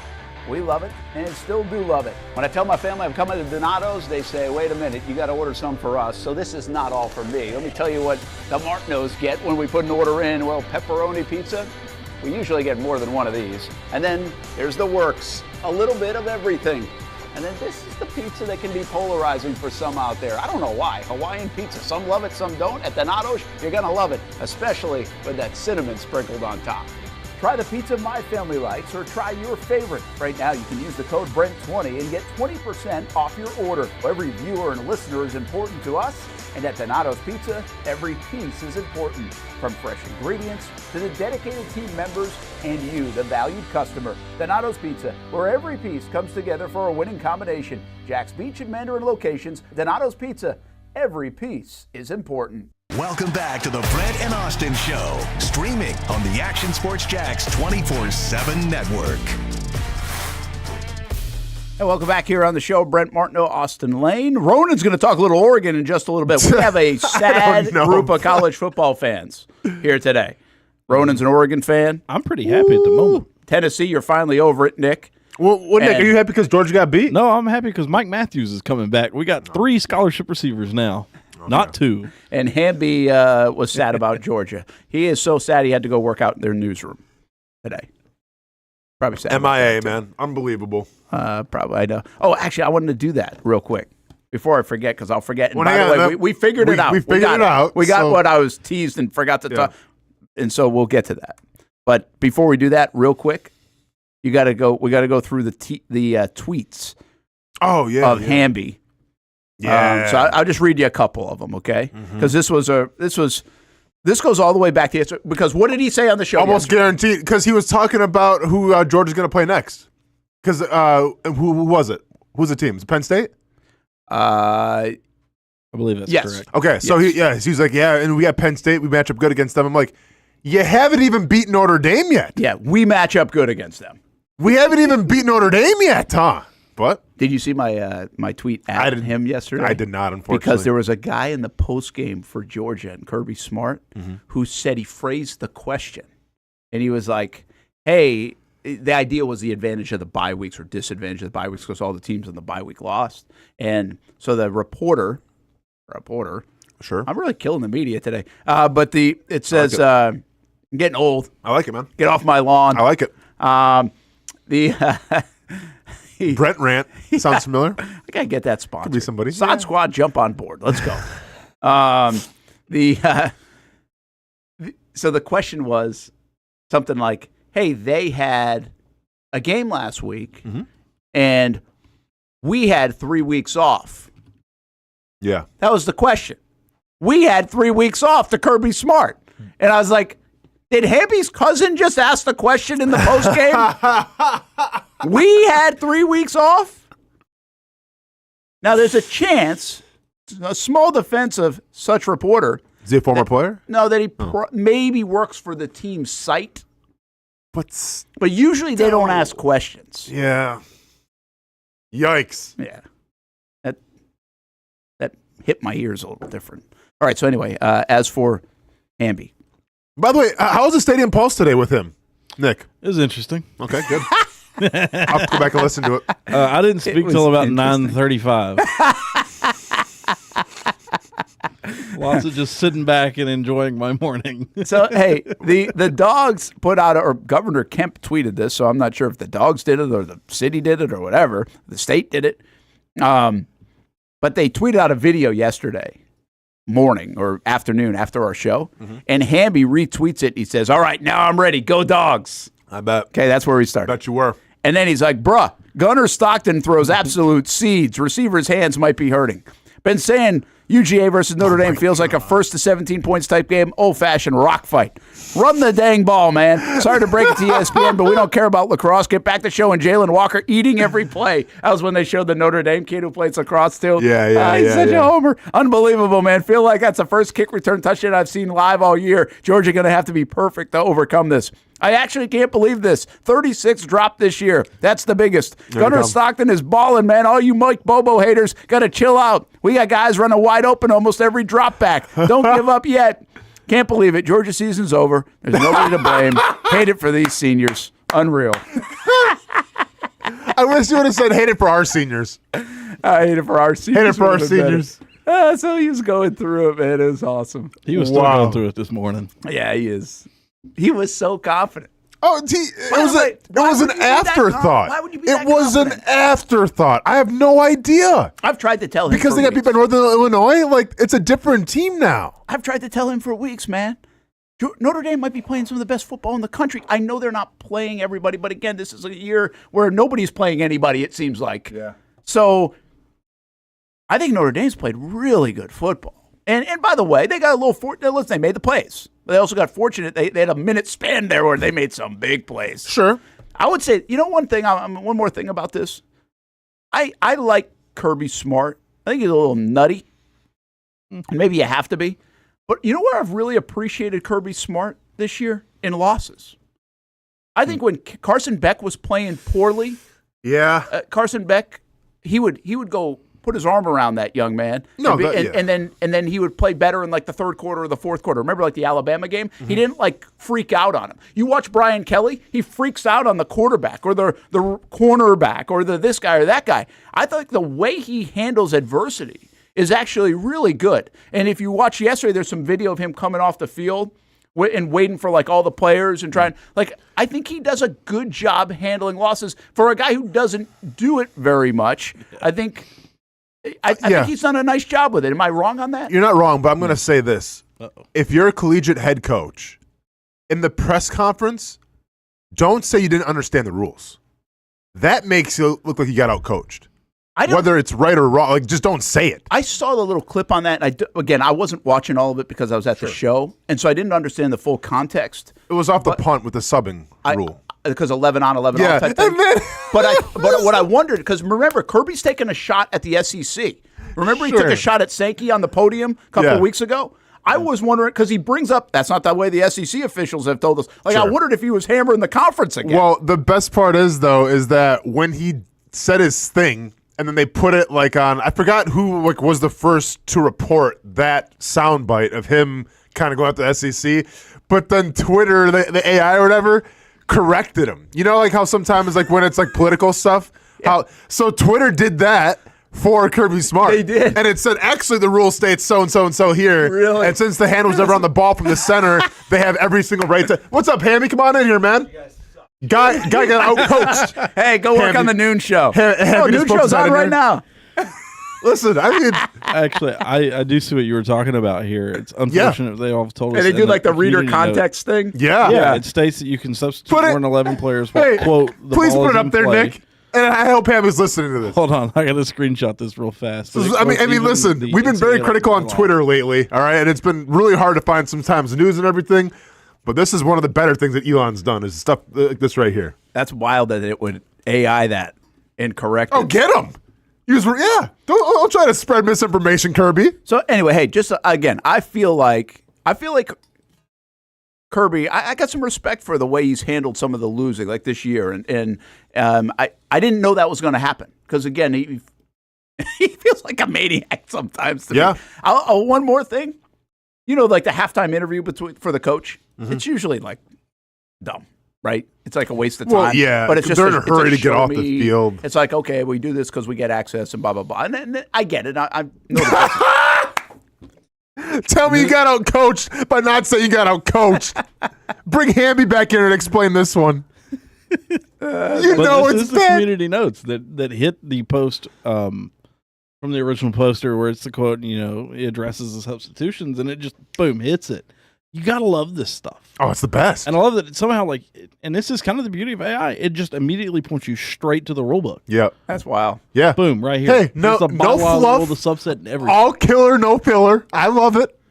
I will. I feel like we're. Oh, hey, by the way, can we go ahead and rate that? Yes, I found it very helpful. Thank you very much. Hey, Nick, from on behalf of the Brent and Austen Show here on the Action Sports Jacks Network, let's go ahead and rate it 10 times. Hey, when you rate it, what happens? Like, is it a 5-star, 4-star? Is No, it a best pops of 10? up like a whole other window. This is currently rated helpful, a whole bunch of stuff. Now very spam helpful. email coming. Do you think Kirby Smart got out coached? Yes. It now knows your blood type. Yeah, you're screwed. But anyway, one last thing I was saying about the halftime. I thought he was great on going into the half because he was asked, "Hey, what just happened there?" Because it was the fumble play. Yeah, and he's like, "Hey, we got aggressive.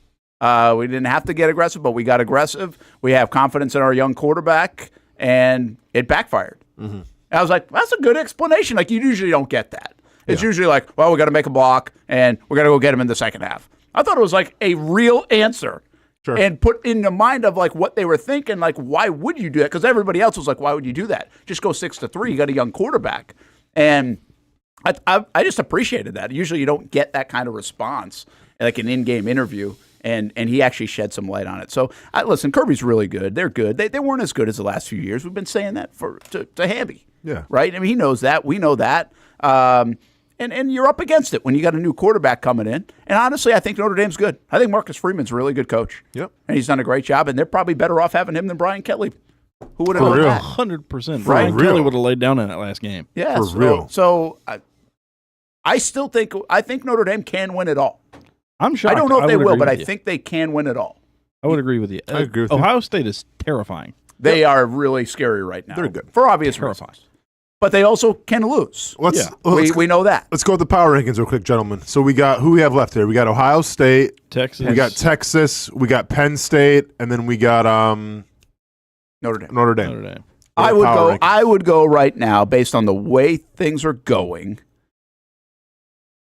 And you got to put Ohio State number 1. Oh, no, without a doubt. Hands and then down. I would say Notre Dame, and then I would say Texas, and then I would Penn say Penn State. State.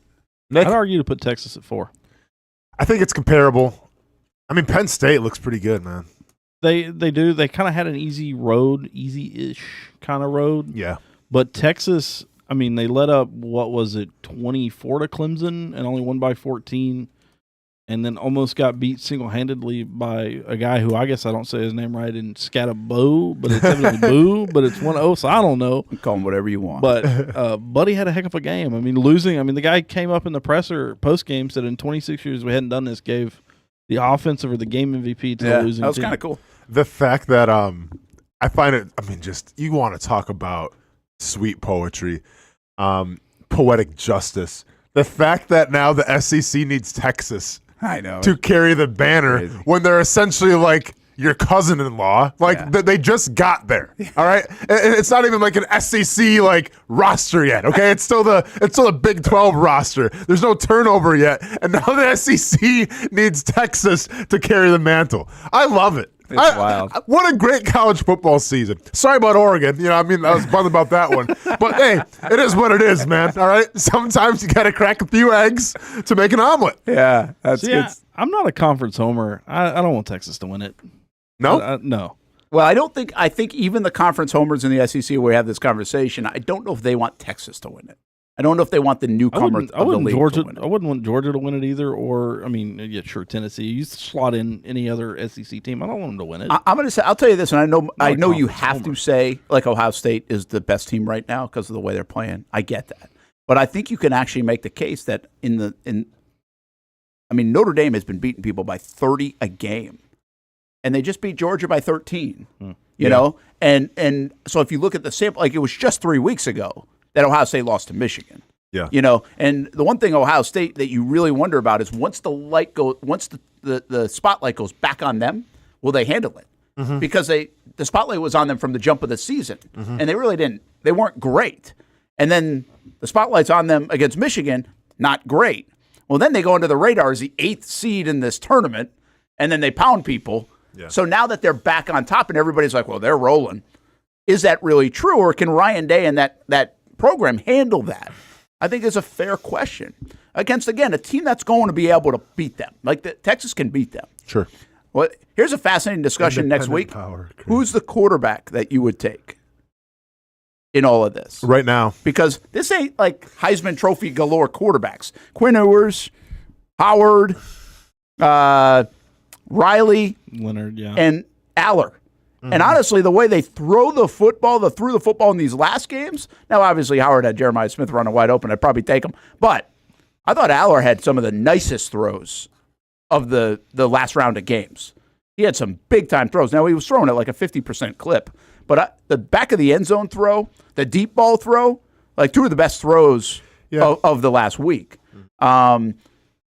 So I don't know which quarterback you take. I mean, Riley threw for 90 yards yesterday. Yeah, it wasn't. Yeah, I mean, their defense showed up in a big way for Notre Dame. They did, and that's what they do. Yeah, they do that, and they can run and they make big plays. Yeah. They make explosive plays, and that's what they've been doing. And one of the biggest stories, for some stupid reason, is Bevo, Texas's mascot. They just got breaking news in the last minute. He will attend the Cotton Bowl. got his clearance. I like it. Bowl in Texas, anyways. What's that? Isn't the Cotton Bowl in Texas, anyways?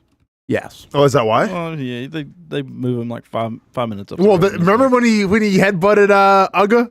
I tried to. But tried to? Oh, yeah, man. Yeah. Yeah. Dude's a menace. So I've seen that every week. They're like, well, he's not going to be invited this week. He can't go. Or now he can. Is Matthew McConaughey going to be invited, do you think? They don't have room for him, I'm assuming? Could be. Yeah. I mean, it is a... Dude, it's a giant steer thing. Or they don't want PETA around. I don't know. Well, I mean, it's just... I feel like, okay, you got Uga. Okay, you have a handler for him. You need he's team. in a box. Yeah, but I'm saying you need a team for Bevo. Oh, yeah. Like, you just can't... Remember like when they used to have the Buffalo run out? That was awesome. You need a team the for Oklahoma those people. Sooner carriage. When the thing rolled over, though? Schooner. You think Matthew McConaughey is going to be front and center again? Of course. All right. Yeah. I mean, you just said all right after Matthew McConaughey and only said it once. All right. That's the first time that's ever happened. Do you think like who should the Jaguars McConaughey be? Because we need some pep. We need some swag. We need Asher Grodman to keep getting big. Okay. Yeah. I mean, I'm just saying. Make him in the same spot there. Who? Yeah. I don't know who. Okay. He's from Ghosts. Oh, we had him on the show. Yeah. Gotcha. Wow. Yes, I know. Mick, you got anybody? Like who's Jacksonville's biggest export? What do we got? I mean, we got like Ryan Murphy and stuff, like swimmers, but I mean, you say Lil Duval. Yeah, Lil Duval. But I think his moment's passed. Lil Duval was playing when we were in Vegas. It's like he was playing there the next week. Really? I didn't know he played. I didn't know he was still. That. Yeah, I didn't know he was doing shows. Oh no, he's playing on New Year's Eve. I think that's what he was doing. He was part of the lineup. Nick's gonna Google biggest exports out of Jacksonville. I like it right now. I knew it. After I looked up one thing, here's back to the Bevo bit. 72-inch span, tip to tip on the horns. He's 6 foot wide. Brent, that's unbelievable. That's a massive animal. It's a liability. That's well over 1,000 pounds. It's a massive liability. Yeah. Yeah. That's why he doesn't travel a ton. Yeah, I would say that. See if anybody. Fred Durst. Sorry. Wait a minute. No, he's on. No, he's got. I know he is. Yeah. I'll take Fred Durst on the sideline every week with the red hat. Yeah. Brent, it's all we got. Brent, we don't have the McConaughey's. And plus, keep in mind, this guy's got to represent Jacksonville. Fred Durst does. Well, to be honest with you, you just get so it's a chainsaw. You just get Tebow off the sideline, and then you'd have Tebow just at every Jags game. Yeah, in that capacity. Yeah. Now, we on Tebow? I'm not. Well, I'm just saying from a big, but he's bigger than all those people. Come on, man. Come on. Maybe Durst, well, in current context, yes, he's bigger than Fred Durst. Fred Durst is like a niche kind of person. Yeah, but I'm taking Fred Durst over Tebow though, just from the representation of Jacksonville. I understand our show will take people over Tebow. I'm just saying, in a vote of all of Jacksonville. But Brent, you got to get what we're talking about. McConaughey, he's Texas. Yeah, I get Tebow's Jacksonville, but it's what attributes is he of Jacksonville? Yeah, I hear you. I mean, when Fred Durst is going, hey, John Otto, take him to the Matthews Bridge, that means something. That means something. When Tim Tebow's taking a knee and with the John 3:16, yeah, it's Jacksonville, but is it? Is it? You know what I'm saying? Yeah, I get what you're saying. Okay. I feel like before McConaughey, though, felt Texas. Yeah. It felt like it feels to me outside, he doesn't necessarily feel Texas. I just feel him as a big star that likes Texas and now is always there. You know what I mean? I'm sure one came before the other, but it's like the stardom now associates him with Texas.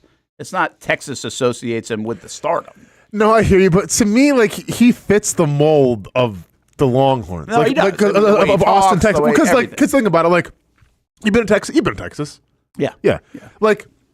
Texas is kind of essentially its own little, it's country, right? But then in that country is Austin. And Austin is its own separate entity from everything else in Texas. Yes. And that's how I feel about Matthew McConaughey, where he's an actor and he's a great actor, but man, he's different.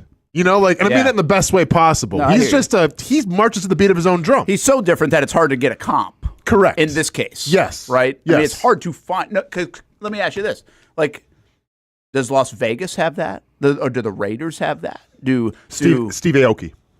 Maybe. Yeah. Does anybody have that? Well, I think with okay. I mean, the Chiefs have Taylor Swift, but that's just because she's dating somebody. No, for sure. Do the Patriots have that? The team that's been in the spotlight for the last 20 years. Do the Cowboys have that? Okay, like well, the Cowboys.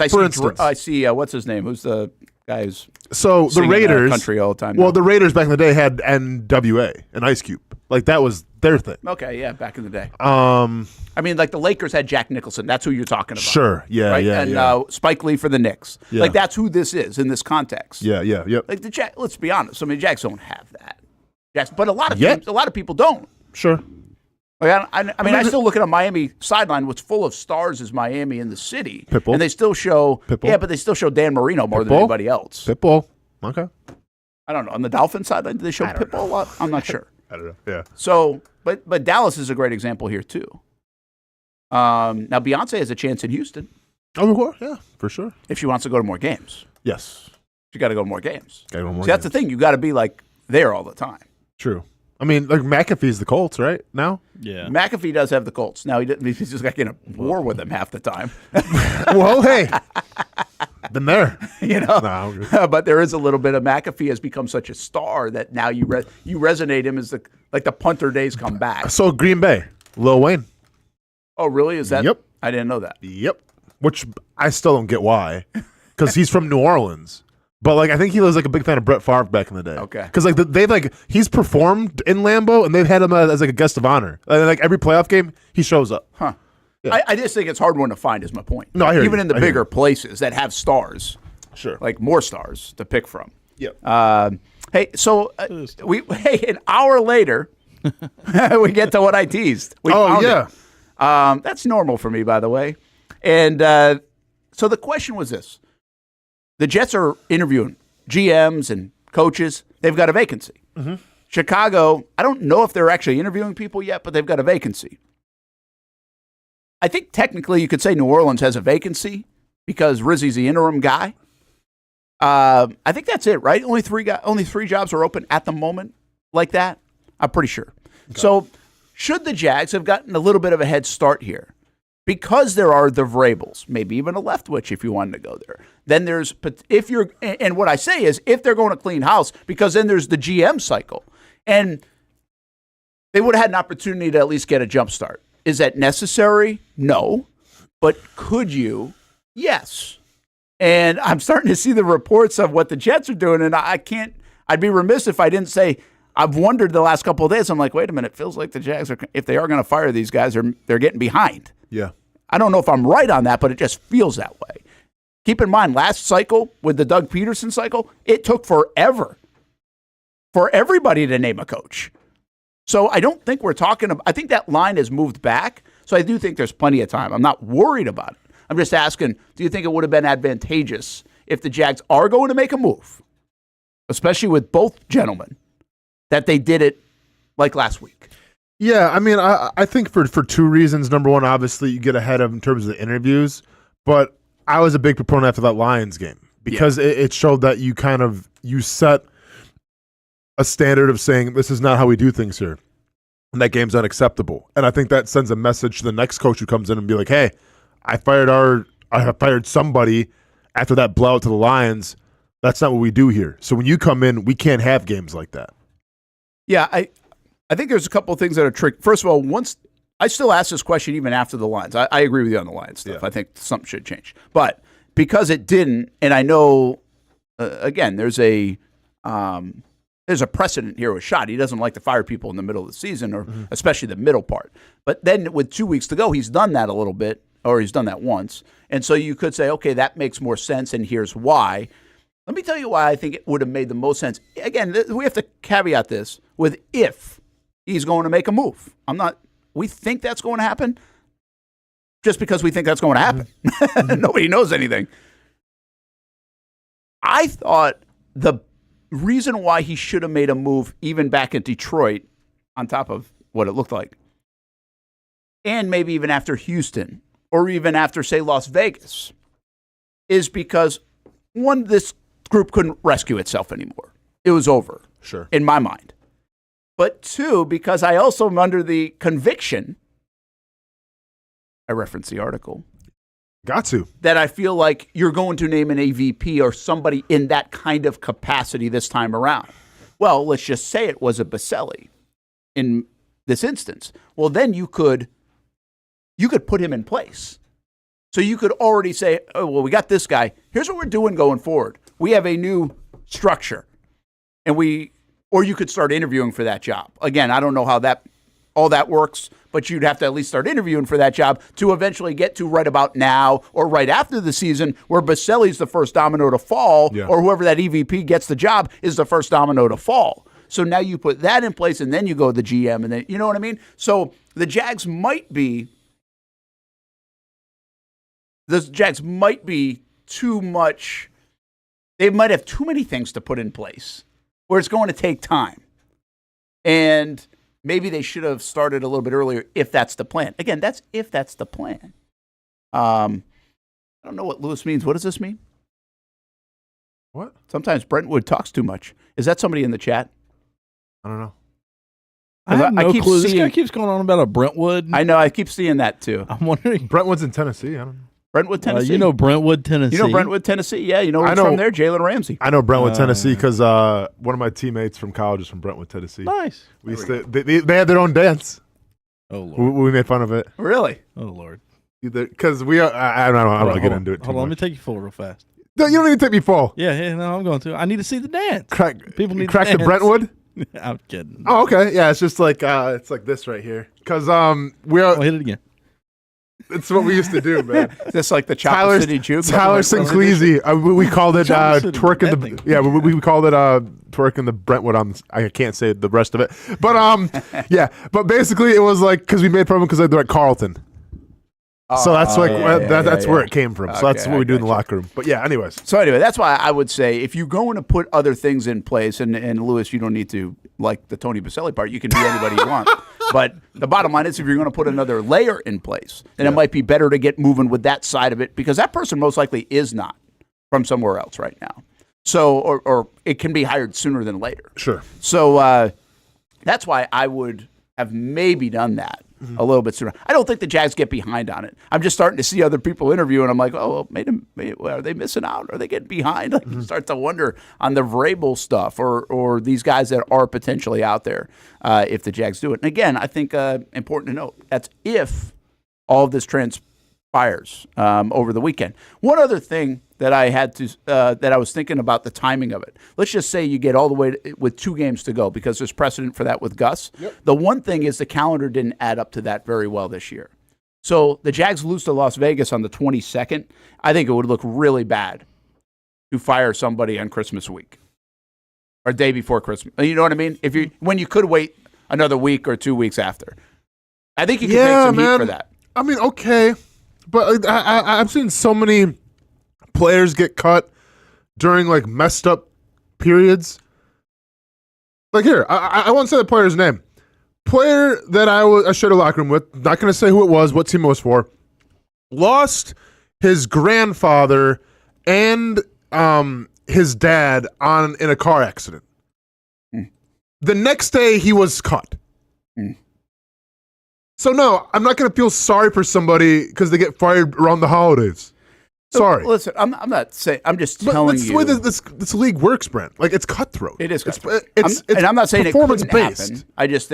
I think it would hesitate to happen because of that a little bit. Yeah, I don't care.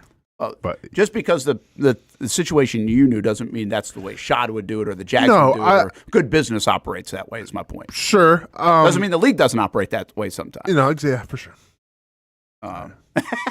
But it's just a theory, by the way. It's not like a matter of fact, this is why it didn't happen. It's just a theory of mine because I thought about it. I was like, after that Vegas game, that was even like a newer low, losing the Vegas because it was an ugly game. Yeah. And I'm like, all right, maybe this is the time. I'm sorry, man. The NFL made me so desensitized to like feeling sorry for people. Well, that's true. It is a bad league when it comes to that stuff. I mean, look, who was it? The guy used to play for us here in Jacksonville. I just did what Hamby does. Taekwon Underwood. Got cut on Super Bowl morning. Yeah. By the Patriots. Oh. That's one of the worst ones of all time, man. He had a ring, though, right? I mean, not like it matters. He did. I can't remember that part. Yeah, that was a rough one. I got to look that up, see if he got a ring. I'm not sure. All right, I got cut before Thanksgiving. It was like the day before Thanksgiving? Yeah. Yeah, you're right. The league doesn't matter. Had family come into because, playing Green Bay Packers. Austin's big chance and everything. Not. Psych. See ya. Yeah. What are you going to do, man? Fun. Yeah. Fun. But you know what the best part about that story was? I told the story before, but so there was an assistant. Had to tell me the news. So he's like, "Hey, Austin, come here." I'm like, "What's going on, man?" And I know it's coming, but you knew it was coming. I did. When I saw him, I knew it was up. Yeah. But dude, I'm pissed because I had people coming. Of course. So I had to call everybody. It's we're on the elevator, and it goes from the first floor to the fourth floor. And dude, you want to talk about? I felt, in retrospect, I feel bad the way I projected myself. I was upset. Yeah. But this poor intern has been sent with the task to tell somebody some very bad news right before Thanksgiving. He didn't want to be there either. Yeah. And he was really nervous and everything.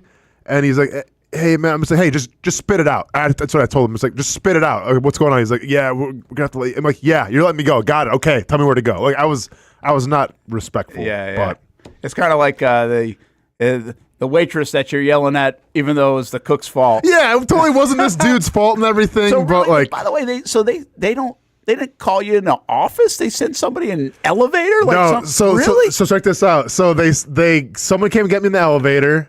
I go up.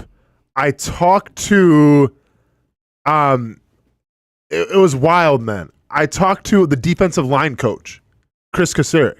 Oh yeah, and basically what happened was that they had a guy on practice squad that the Patriots were going to get unless they signed him. So I was the odd man out. So he's like, "Here's what's happening. I wish I could keep you. I can't." The end. And then the last thing I said to him was, "Hey, you just make sure you beat Green Bay's you know what." Because it's Packers Lions. They hate each other. Yeah. So and that was it.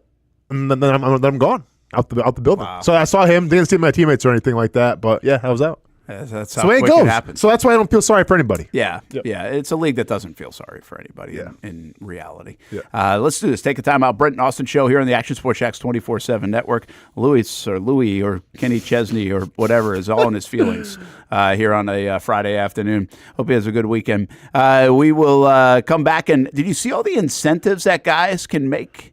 A lot of money on the line on Sunday, even though not a lot of playoff spots. There's a lot of money on the line. Get those prop bets ready. I know. I thought, let's go through a couple of them and see, do you think the guy hits it or not? When we come back here on the Brent and Austen Show. Plus a little NBA Slam poetry. And we're going to give Roden a chance to complain about the Oregon Ducks. That's still on the way. You don't want to miss that. Coming up next. It's the place we party in football season with Jaguars All Access. Welcome to Spring Sports Brewery, everybody. Say hello to our guest tonight. That is Trevor Lawrence. You can bring your party or event to Spring Sports Brewery in Springfield any day and any time. Rehearsal dinners, corporate events, birthdays. Here at Strings, you can enjoy the inside area and the outside area. Good for any weather, good for any occasion. Watch the games, play the games, shoot some hoops. Beer? Yeah, they have that. Plenty of choices. And sure, this is a brewery, but Strings is also a restaurant, and the food is fantastic. A full menu made from scratch meals. And if you need String Sports Brewery to help with a party at your place, they cater too.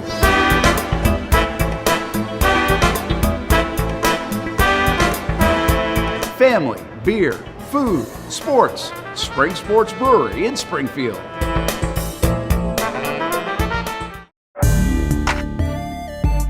'24 provided plenty of memorable moments for the Jacksonville Armada on the pitch, including another conference championship game appearance for Tommy Krasanovich's under-23 men's team. They sit in the dying moments. Debuting this year for the first time, the girls in blue, as the Armada fielded a women's under-23 side in the WPSL and made its presence known with some highlight moments. Potential goal of the season. Then attention turned to the future, with MLS Next teams representing the Armada badge in 3 age divisions this fall, including an under-19 squad ranking among the best in the state. Those teams are a big focus on Fleet and Footy, covering the big soccer stories each week on the Action Sports Jax 24/7 network. I'll put one in the back of the net for you. Join us for player profiles, fun interviews, and the very latest on the Fleet and all things footy. That's every Thursday at 2 p.m. You trust CGC to make your water great, and now you can trust CGC with your plumbing needs as well. Fast, convenient scheduling, licensed and insured. A quick call away at 904-552-1242. You never know when you're going to have an issue with a shower, toilet, or maybe it's a sink that sometimes is easy to fix. All right, let's be honest. I'm not fixing anything. I'm totally staging this because when I have a plumbing problem, I call CGC Water Treatment and Plumbing. Trained professionals, transparent pricing, customer satisfaction. Small problem or even a bigger issue. Right now, save 10% off a new Rinnai tankless water heater. The experts with 25 years of experience at CGC Water Treatment and Plumbing can do it all. Call 904-552-1242 or visit cgcwater.com. For a limited time, CGC is waiving the trip charge on all related plumbing calls. CGC Water Treatment and Plumbing, an authorized independent Connecticut dealer. Florida license number CFC 1432579. Here on Spring Sports Media Day on Action Sports Jax. It's an opportunity, an education beyond the classroom and the sports arena. Life skills, testing skills, social skills. It's called High School 912, a program focused on maximizing the growth of students in academics, sports, and life. And here's your chance to get involved. If you're a local business, or if you just want to make a donation to help support programs like ACT and SAT boot camps, career days, Leadership Academy, Financial Literacy Academy, and so much more. Another Nice High School Panther, Jack Cole. High School 912 supports and hosts high school sporting events and several media days throughout the year. For more information on how you can get involved, visit jaxhighschool912.com. Baker Sports is local sports. Uniforms from Pop Warner and Little League to travel ball, high school, and college. They make you look good. They help you play good. Baker Sports has been helping families make memories that will last a lifetime with their Baker's Buckets. We've got a lot of these filled with baseballs and softballs in the garage. I've been throwing batting practice to Ty and Kaylee for years, and also sit on the Baker's Bucket, catching Kaylee while she practices her pitching. Yeah! Baker Sports is homegrown, and a lot of employees that used to play on local ball fields now work for Baker Sports, now helping you look good, play good, and make memories of your own. Visit Bakersport.com to see what Baker Sports can do for you. Custom apparel, Nike, Under Armour, Adidas, embroidery, screen printing, and more. Baker Sports is local sports. From Jacksonville to anywhere in the Southeast. Bakersport.com.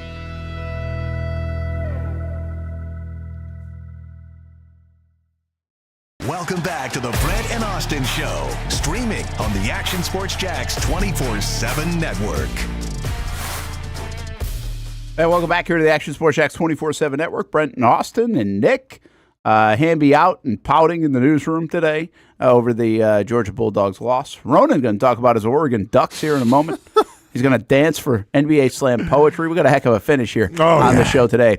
Jacksonville Icemen home tomorrow night. They have the Ice Buffaloes tonight. I don't know if you've seen that, but they got kind of some cool shirt, the T-shirt that they've made. Obviously with their affiliate in Buffaloes, the Sabres. Sabres mascot, by the way, will be on hand as well. And that's tomorrow night. The Jacksonville Icemen are home. You can get a ticket and a T-shirt for $50 to the game. JacksonvilleIcemen.com. We'll actually have another game coming up on MyTV Jax here with Action Sports Jax and Action News Jax coming up later this month for the Icemen. We have 4 more games that we're going to televise, so stay tuned for that as we start to switch toward hockey season really ramping up here in the month of January. Jacksonville Icemen home tomorrow night. Brent Martineau, Austin Lane, Brent and Austen Show on the Action Sports Jax 24/7 network. You know, I was thinking, I saw this incentive tweet that I shared with you, and there's a lot of guys playing for incentives late in the season. And I was Mike Evans, by the way, is playing for like $3.5 million worth of them, I think. Yeah.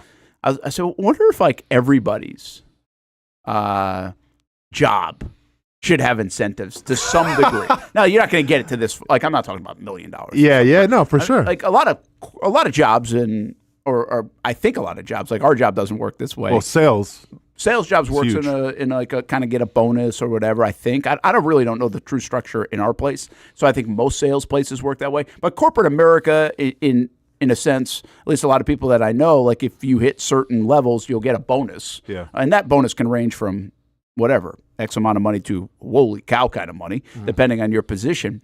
I've never, like, we don't work in that way. But I think there are some places, especially on the radio side, and I don't know if this is common anymore, but they used to get like bonuses with ratings. If the ratings hit a certain level, then you can get a bonus. Like I know, working in this business for 25 years, we got like a Christmas bonus one time back in the day, like one time I think, where everybody at the station earned a little extra money, like a few $100. That was the only time in the 25 years of this business that I remember it happened like one time. I think I was back in Albany, New York when it happened. And so, but that's even bonuses. That's not necessarily individual incentives. So I just wondered, like, hey, if, you win the ratings for the month of November, or if this show does this, you get a $100 gift card to Applebee's. I like it. Yeah, let's go. I wonder if we should incentivize our jobs a little bit more like these guys do. Because incentives. Did you have a lot of incentives in your NFL contract? Sure didn't. Had a rookie contract. Don't really have any incentives. I mean, I had my player performance bonus. That was kind of an incentive. Didn't get it. But everybody does have that, right? When they come in the league? A player performance bonus? Yeah. Yep. And usually you get them. Usually you get them unless there's a lockout. Unless there's a lockout, then you don't get them. But what are you going to do? But no, usually like your second contract, then you start talking about like the escalators, the bonuses, all pros. I'm not sure. Like I was wondering this. What do you think about Pro Bowls? Do you think is there a Pro Bowl bonus? I think so. Well, I mean, I get it, but it's also a popular, like, to me, the Pro Bowl, like, it's not like back up like it used to be, where like the Pro Bowl actually meant something. No disrespect to Pro Bowlers out there, but like, it's a popularity contest. Yeah. It's an American Idol vote now. Text who you think is going to, like, the fact that Baker Mayfield didn't get on the Pro Bowl is wild to me. I know you mentioned like the snubs, but I didn't realize this either because I was just watching Jags guys, but Donnell Hunter didn't either. Yeah. I mean, Brian Thomas Jr. is a snub. He is. If you really look at the numbers compared to Zay Flowers, it's a snub. Or Jerry Jeudy. Correct. But Zay Flowers especially. But see, I get at least with Zay, he's on a good team. Well, he is, but they had 9 guys go. I know. I mean, it's like he's on such a good team that's why he's got 1,000 yards. This guy's not on a good team at all, and he's got better numbers. The 10 touchdowns to 4 touchdowns is ridiculous. Yeah. Like how he didn't get on there. But anyway, so there's a couple of the snubs on that conversation. But the incentives are numerous when it comes to in the NFL, and I'm going to call some up, and let's do the chances of getting them. Okay? So, Kyler Murray, 50-plus rushing yards and 1+ rushing touchdown is what he needs to do to hit $750,000. He's absolutely getting it. Absolutely. Because even when the whole Trey McBride thing, when he guaranteed Trey McBride get a touchdown, he went out of his way. They did. Game script be damned. Like, doesn't matter what the script looks like, we're getting Trey McBride a touchdown. So I think Murray for sure. Zaven Collins, 1+ sack, $300,000. Now you can't control a sack, so he's hard just to going to control have to a sack. get it. Unless you're Michael Strahan. That's a great. Remember when? Who's the guy? Who's the Jags guy? Did it against Tennessee. Needed 8.5 sacks. Senderick Marks. God, I love Senderick. I'm bad on names this week. Yes. I didn't even cover that team at the time, but I knew it. I had a recent Facebook video come up in memory, and it was Ty. Like Steph sent me Ty watching that game. Yeah. Where Senderick Marks got the sack, and I think it clinched a game on a Thursday night or something against Tennessee. Okay. And he did he did this. Yeah. And it's a video of Ty like jumping up and down. I mean, he's like 6. Yeah. And he's doing this. I didn't even know why, but he's doing this. It was kind of funny. The only lineman I knew to ever drive a Lamborghini. Really? Dude had a Lamborghini. Derek Mark's one of the coolest dudes ever. Yeah, he's awesome. He's awesome. Kyle Van Noy gets a half a sack. He gets $250,000. We'll see. Justice Hill, 8+ receptions. He gets $250,000. I don't think he's getting that. That's a lot for a back. Does Baltimore have anything to play for? Yeah, actually the division. Okay, so then Derrick Henry's still going to be in. Yeah, probably not then. Sorry, Justice. Von Miller, 1+ sacks. He gets $1.5 million if he gets a sack. Has he been playing this whole season? No. No, he's been out for a lot, but I think he's back in. Taron Johnson, 1 interception. Again, that's a hard one to control. That's a hard one. Dawson Knox, 8+ receptions, 89 receiving yards for $200,000. Now they don't have. They're not playing any. Are they going to play anybody? I think they're kind of locked in. Well, then he might be in because Kincaid's kind of the go-to. So he could maybe do that. Okay. It's hard to predict it, though, because you just don't know if they're going to play. That's the other part of this last week. Yeah. Who's playing or not. Daquan Jones gets a half sack. Okay. Gesicki, 3+ receiving yards for $125. He better get a catch. He'll get it. He goes, yeah, I mean, Joe Burrow's going to hook him up, right? Yeah, he's got to get it. Burrow's got him. Did you see, by the way, what Burrow got his offensive lineman?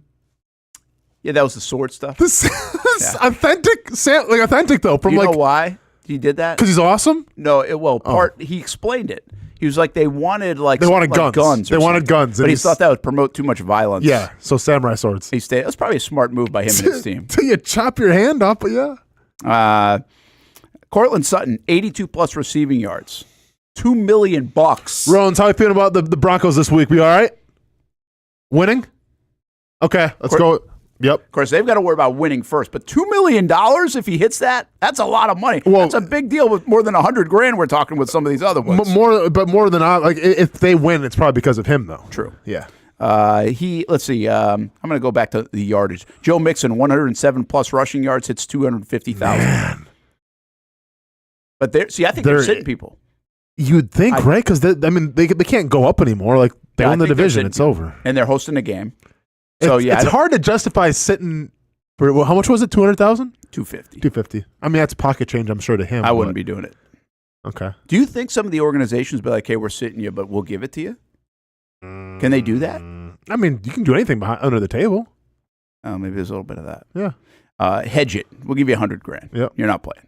DeAndre Hopkins, 9+ receptions for $250.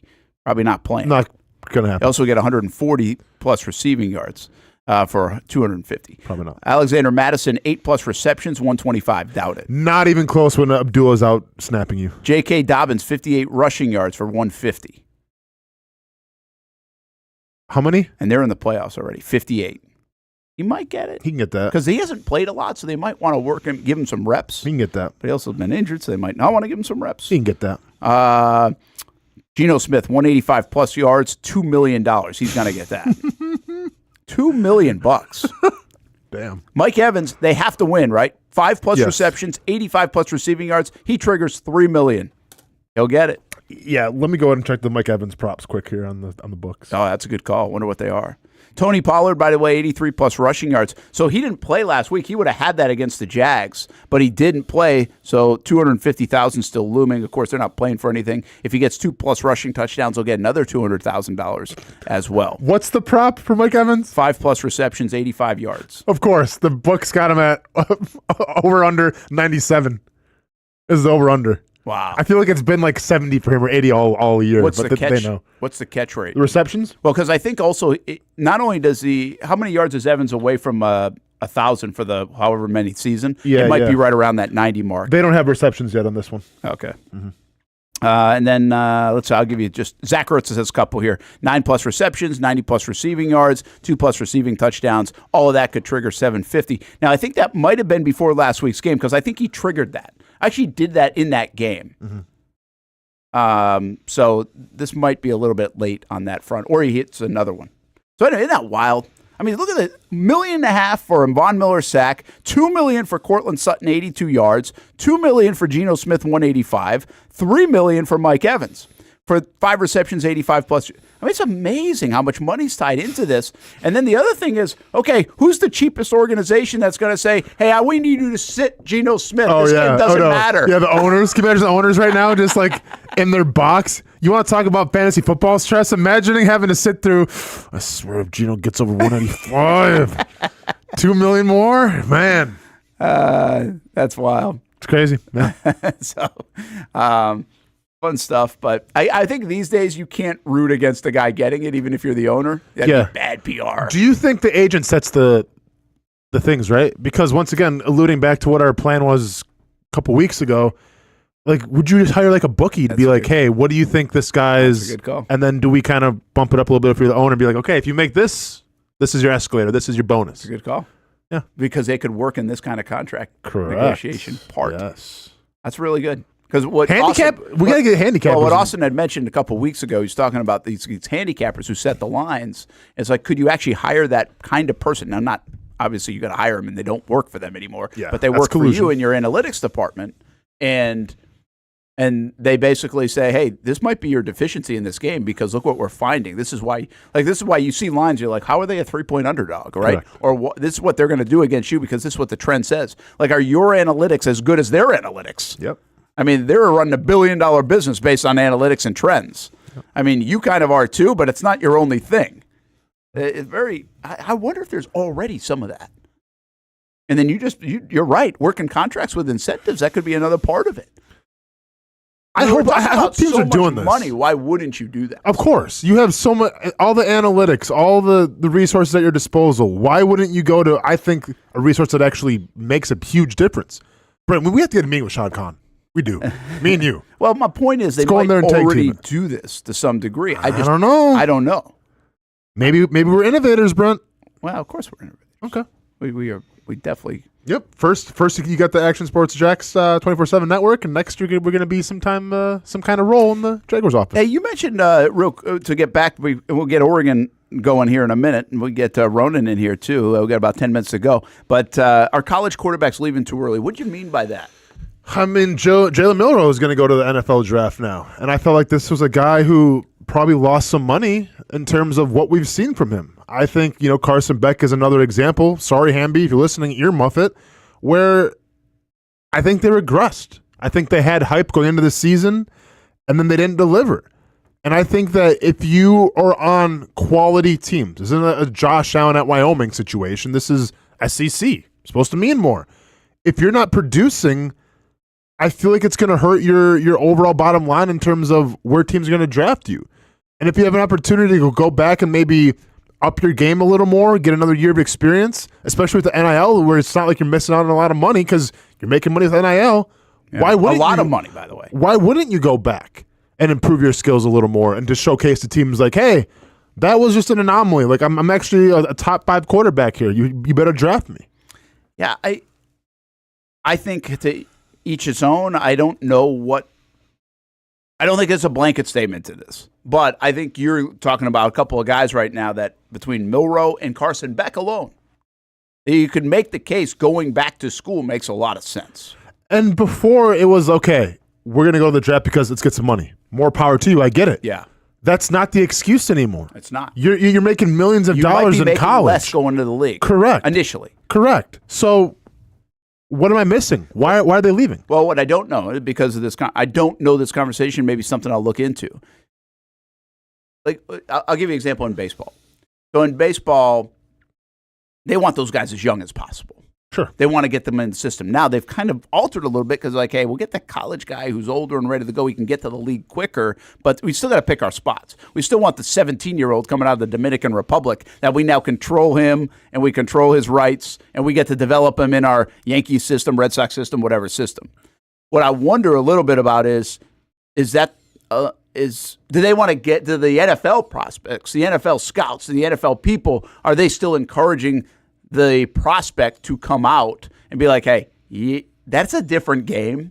It's great that you're making money, but you still got to get here at some point so you can, even if you don't play right away, so you can train the way we train. You can absorb offenses the way we absorb offenses. You got to make that transition because it's not an easy transition is my point. So I wonder if the league is still, would the league say to Carson Beck or a Milroe, if you had them, be honest right here in this situation, you're like, hey, yeah, you should go back. You're not going to play for us right away next year. You should go back. You can go make money, go get more reps and play. Or, no, we think it's better that you're in our system even if you sit. So get here. You know what I'm saying? I mean, I kind of get what you're saying, but I think in baseball, like they love the young guys because they can kind of teach them up and everything, and I get all that. But I think in the NFL, it's shown more like if you go back a couple years, like what Jay and Daniels was how many years in college football? Because he was at Arizona too. Arizona State. I think he was there for a while, yeah. So like him, you have Bo Nix, who was in college football for a while. He was. Like, what was Carson Beck? 2 years? 3 years? Well, Carson Beck's been there a while, but he's played mostly for 2. 2018 prospect. Yeah. Yeah, but I'm saying how long has he played, though? 2. 2 seasons. Milroe?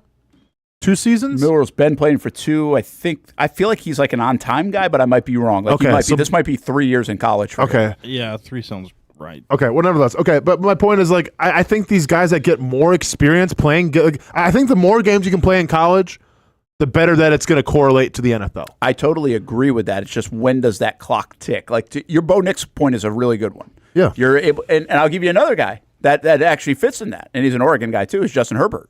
Sure. Yep. Exactly. Herbert went back, and they're like, what are you, crazy? Why are you going back? And it's like, no, went back, and then the transition, remember, he hit right away in the league. Yes. And so I agree with you on that. I think the more you can play, the experience you get. I just wonder if there's some kind of time where it's like, okay, you've played enough now. That game is a lot different, so get here. And here's a lot unknown, right? The maturity level of that. You just don't know. Ronan, come on over here, man. We got to talk some college ball. By the way, got to let you know about that one painter First Coast as well. We're not doing a paint the play today, but we usually do on Fridays. 904-643-3025 as you begin 2025 and looking for your home improvements inside, outside, a lot of different kind of things that they do. That one painter First Coast. Give them a call, 904-643-3025. Our friends at that one painter First Coast. Ronan has joined the club here now, and let's get that mic so we can see him. And if you don't know Ronan, Austin's son. It's my little mini-me. We got NBA Slam Poetry 9 coming years up. old. He was actually talking smack to Nick about hitting the right buttons moments ago. Yep. He's got a little swagger to him, but he's a Duck fan, and the Ducks, well.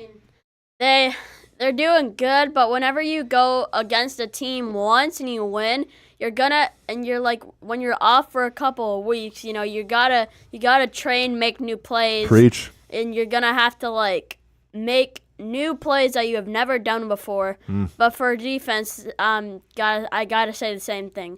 I mean, whenever you keep running the ball, they're gonna know what they know what you're gonna do because you played against them before. That's a good point. Are you devastated by the Ducks' loss?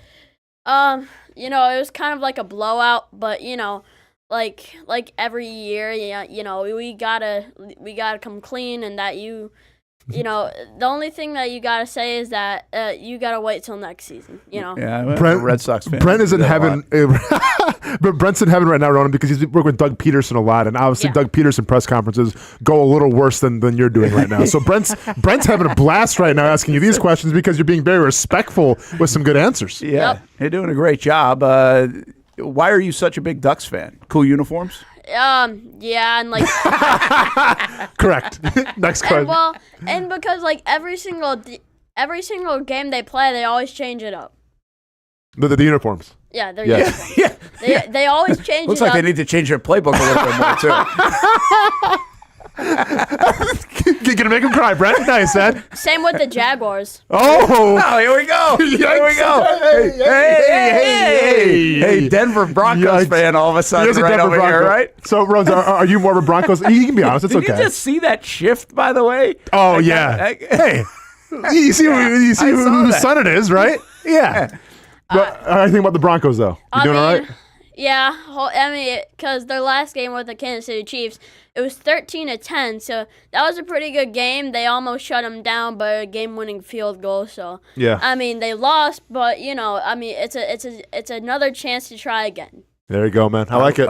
Hey, chance to try again. Did I hear correctly that you beat your dad yesterday in college football? Yep, I was playing as the easiest level, and he played as like the second hardest. So he doesn't like. You don't playing. have to tell that part. No. If I shoot 78 on the golf course, I don't tell you I played from the white tees. He doesn't like playing on Heisman, so he plays on All-American. Yeah. So I was playing as Oregon. He was playing as Miami. I beat him at it was like 22-3. Beat him. And then it was bedtime. Yep. So hey, had to cut the game off early. Let me just ask the question as your attorney right here again. Did you beat your dad yesterday in college football? Yes or no? Yes. Yeah. There we go. Okay. Well, I see what we're doing for lunch today. Not going to be McDonald's. Hey, kiss that Whataburger goodbye this Sunday. I've seen a lot of lawyer shows, man. I thought I just did that well. Hey, Nick, don't worry about the break. We'll get to it. We still want to run the break, but if we're a little over, it's fine. You want to do slam poetry quick? Yep. All right, go. Your dance moves ready. Let's go. All right. We're running behind a little bit. No, we're good. We're good. Okay. We make the rules here. Nick, do we got the slam poetry button? When to go to break, when not to go to break, when to end the show. Probably not. Buddy, it's been forever on that slam poetry. Okay. I'm a little rusty on it. Does he? We have our. Does Ronan watch wrestling? Yes, he watches. Oh, of course. Ronan, you watch he wrestling? does. Yeah, you better believe it, man. Yep. And see, we got questions for Ronan. Who's better at Madden and or NCAA? I just answered that. That question. one's answered already. Ronan, who's your favorite wrestler? Cody Rhodes. Yeah. Sick pick. Yeah, that's a classic one. All right. Maybe we don't have sound poetry today. You just want me to do it? Dude, I don't know where the beat's at. No, you're fine, man. You don't know where the beats are at? It's okay. We're good, man. See, Ronan was heckling for a good reason. Okay, fine. You just gotta concede. It's all good, man. I didn't know what to do. No, we're good. Like, I'm looking at need everything. the I don't know beats. what it's called. All right. We don't need the beats. Do we got a camera? We daily music if you want to run that. Play any music. Okay. Nah, we're good. We can just do acapella. I'm not gonna do over Limp Bizkit. I'm not gonna do over Limp Bizkit. All right. All right. I was cool, going to play his wedding song. Oh, we can do that. Yeah. All right. All right. Acapella. Here we go. Jimmy Butler wants out. He's turned cold on the Miami Heat. Add 1 3-point shooter, a disrupted defender, and Jimmy buckets. It'll be a San Francisco treat. Might be going to Golden State. Butler wants out. Butler wants out. You saw that news conference. Oh, yeah. He's got the green dreads going. I'm not mad at that, by the way. It's a choice. Minnesota's just okay. Here we thought Ant would be the final boss. Washington is really bad. They've gone quiet. Like Hamby after a Georgia loss. Oh. Where is he? Get him, Ronan. Hit him with a Dougie. All right. Gotta get that wide camera for Ronan in a minute. Yeah. All right. What do we got here? 76ers are hot. Bring back Embiid, and all of a sudden they can score. Never mind. They are still bad. They got beat last night by the Warriors by 34? Wow. Yikes. And how about Steph Curry, man? 8 for 8. 8 for 8, man. Perfect. Now we got we go. Okay, we can go back and forth. Can we do that, Nick, or not? Yeah. All right. Money. All right. Wemby looks like Xerxes, but he plays like a Spartan. He's an MVP. Looks like Jane, plays like Jane. New Orleans is getting lit up like they're a Christmas tree. Hit it, Rones. Oh, hit him. Oh, going to sleep? What's that one? It's time. Oh, no, it's fine. Sleep. Okay, sleep. I like it. All right, hit him. He's got like 12 different dances. Hit him with the Deadpool one next. All right. Bucks are NBA Cup champs, but champagnes didn't get poured. The Washington Wizards are like the SEC. Scoring and winning just doesn't really mean that much more. Hit him with the Rones. That's twice on the Wizards. There's the NSYNC Deadpool one. All right, we got a couple more here. Nuggets are okay, but the Joker is averaging a triple-double out of spite.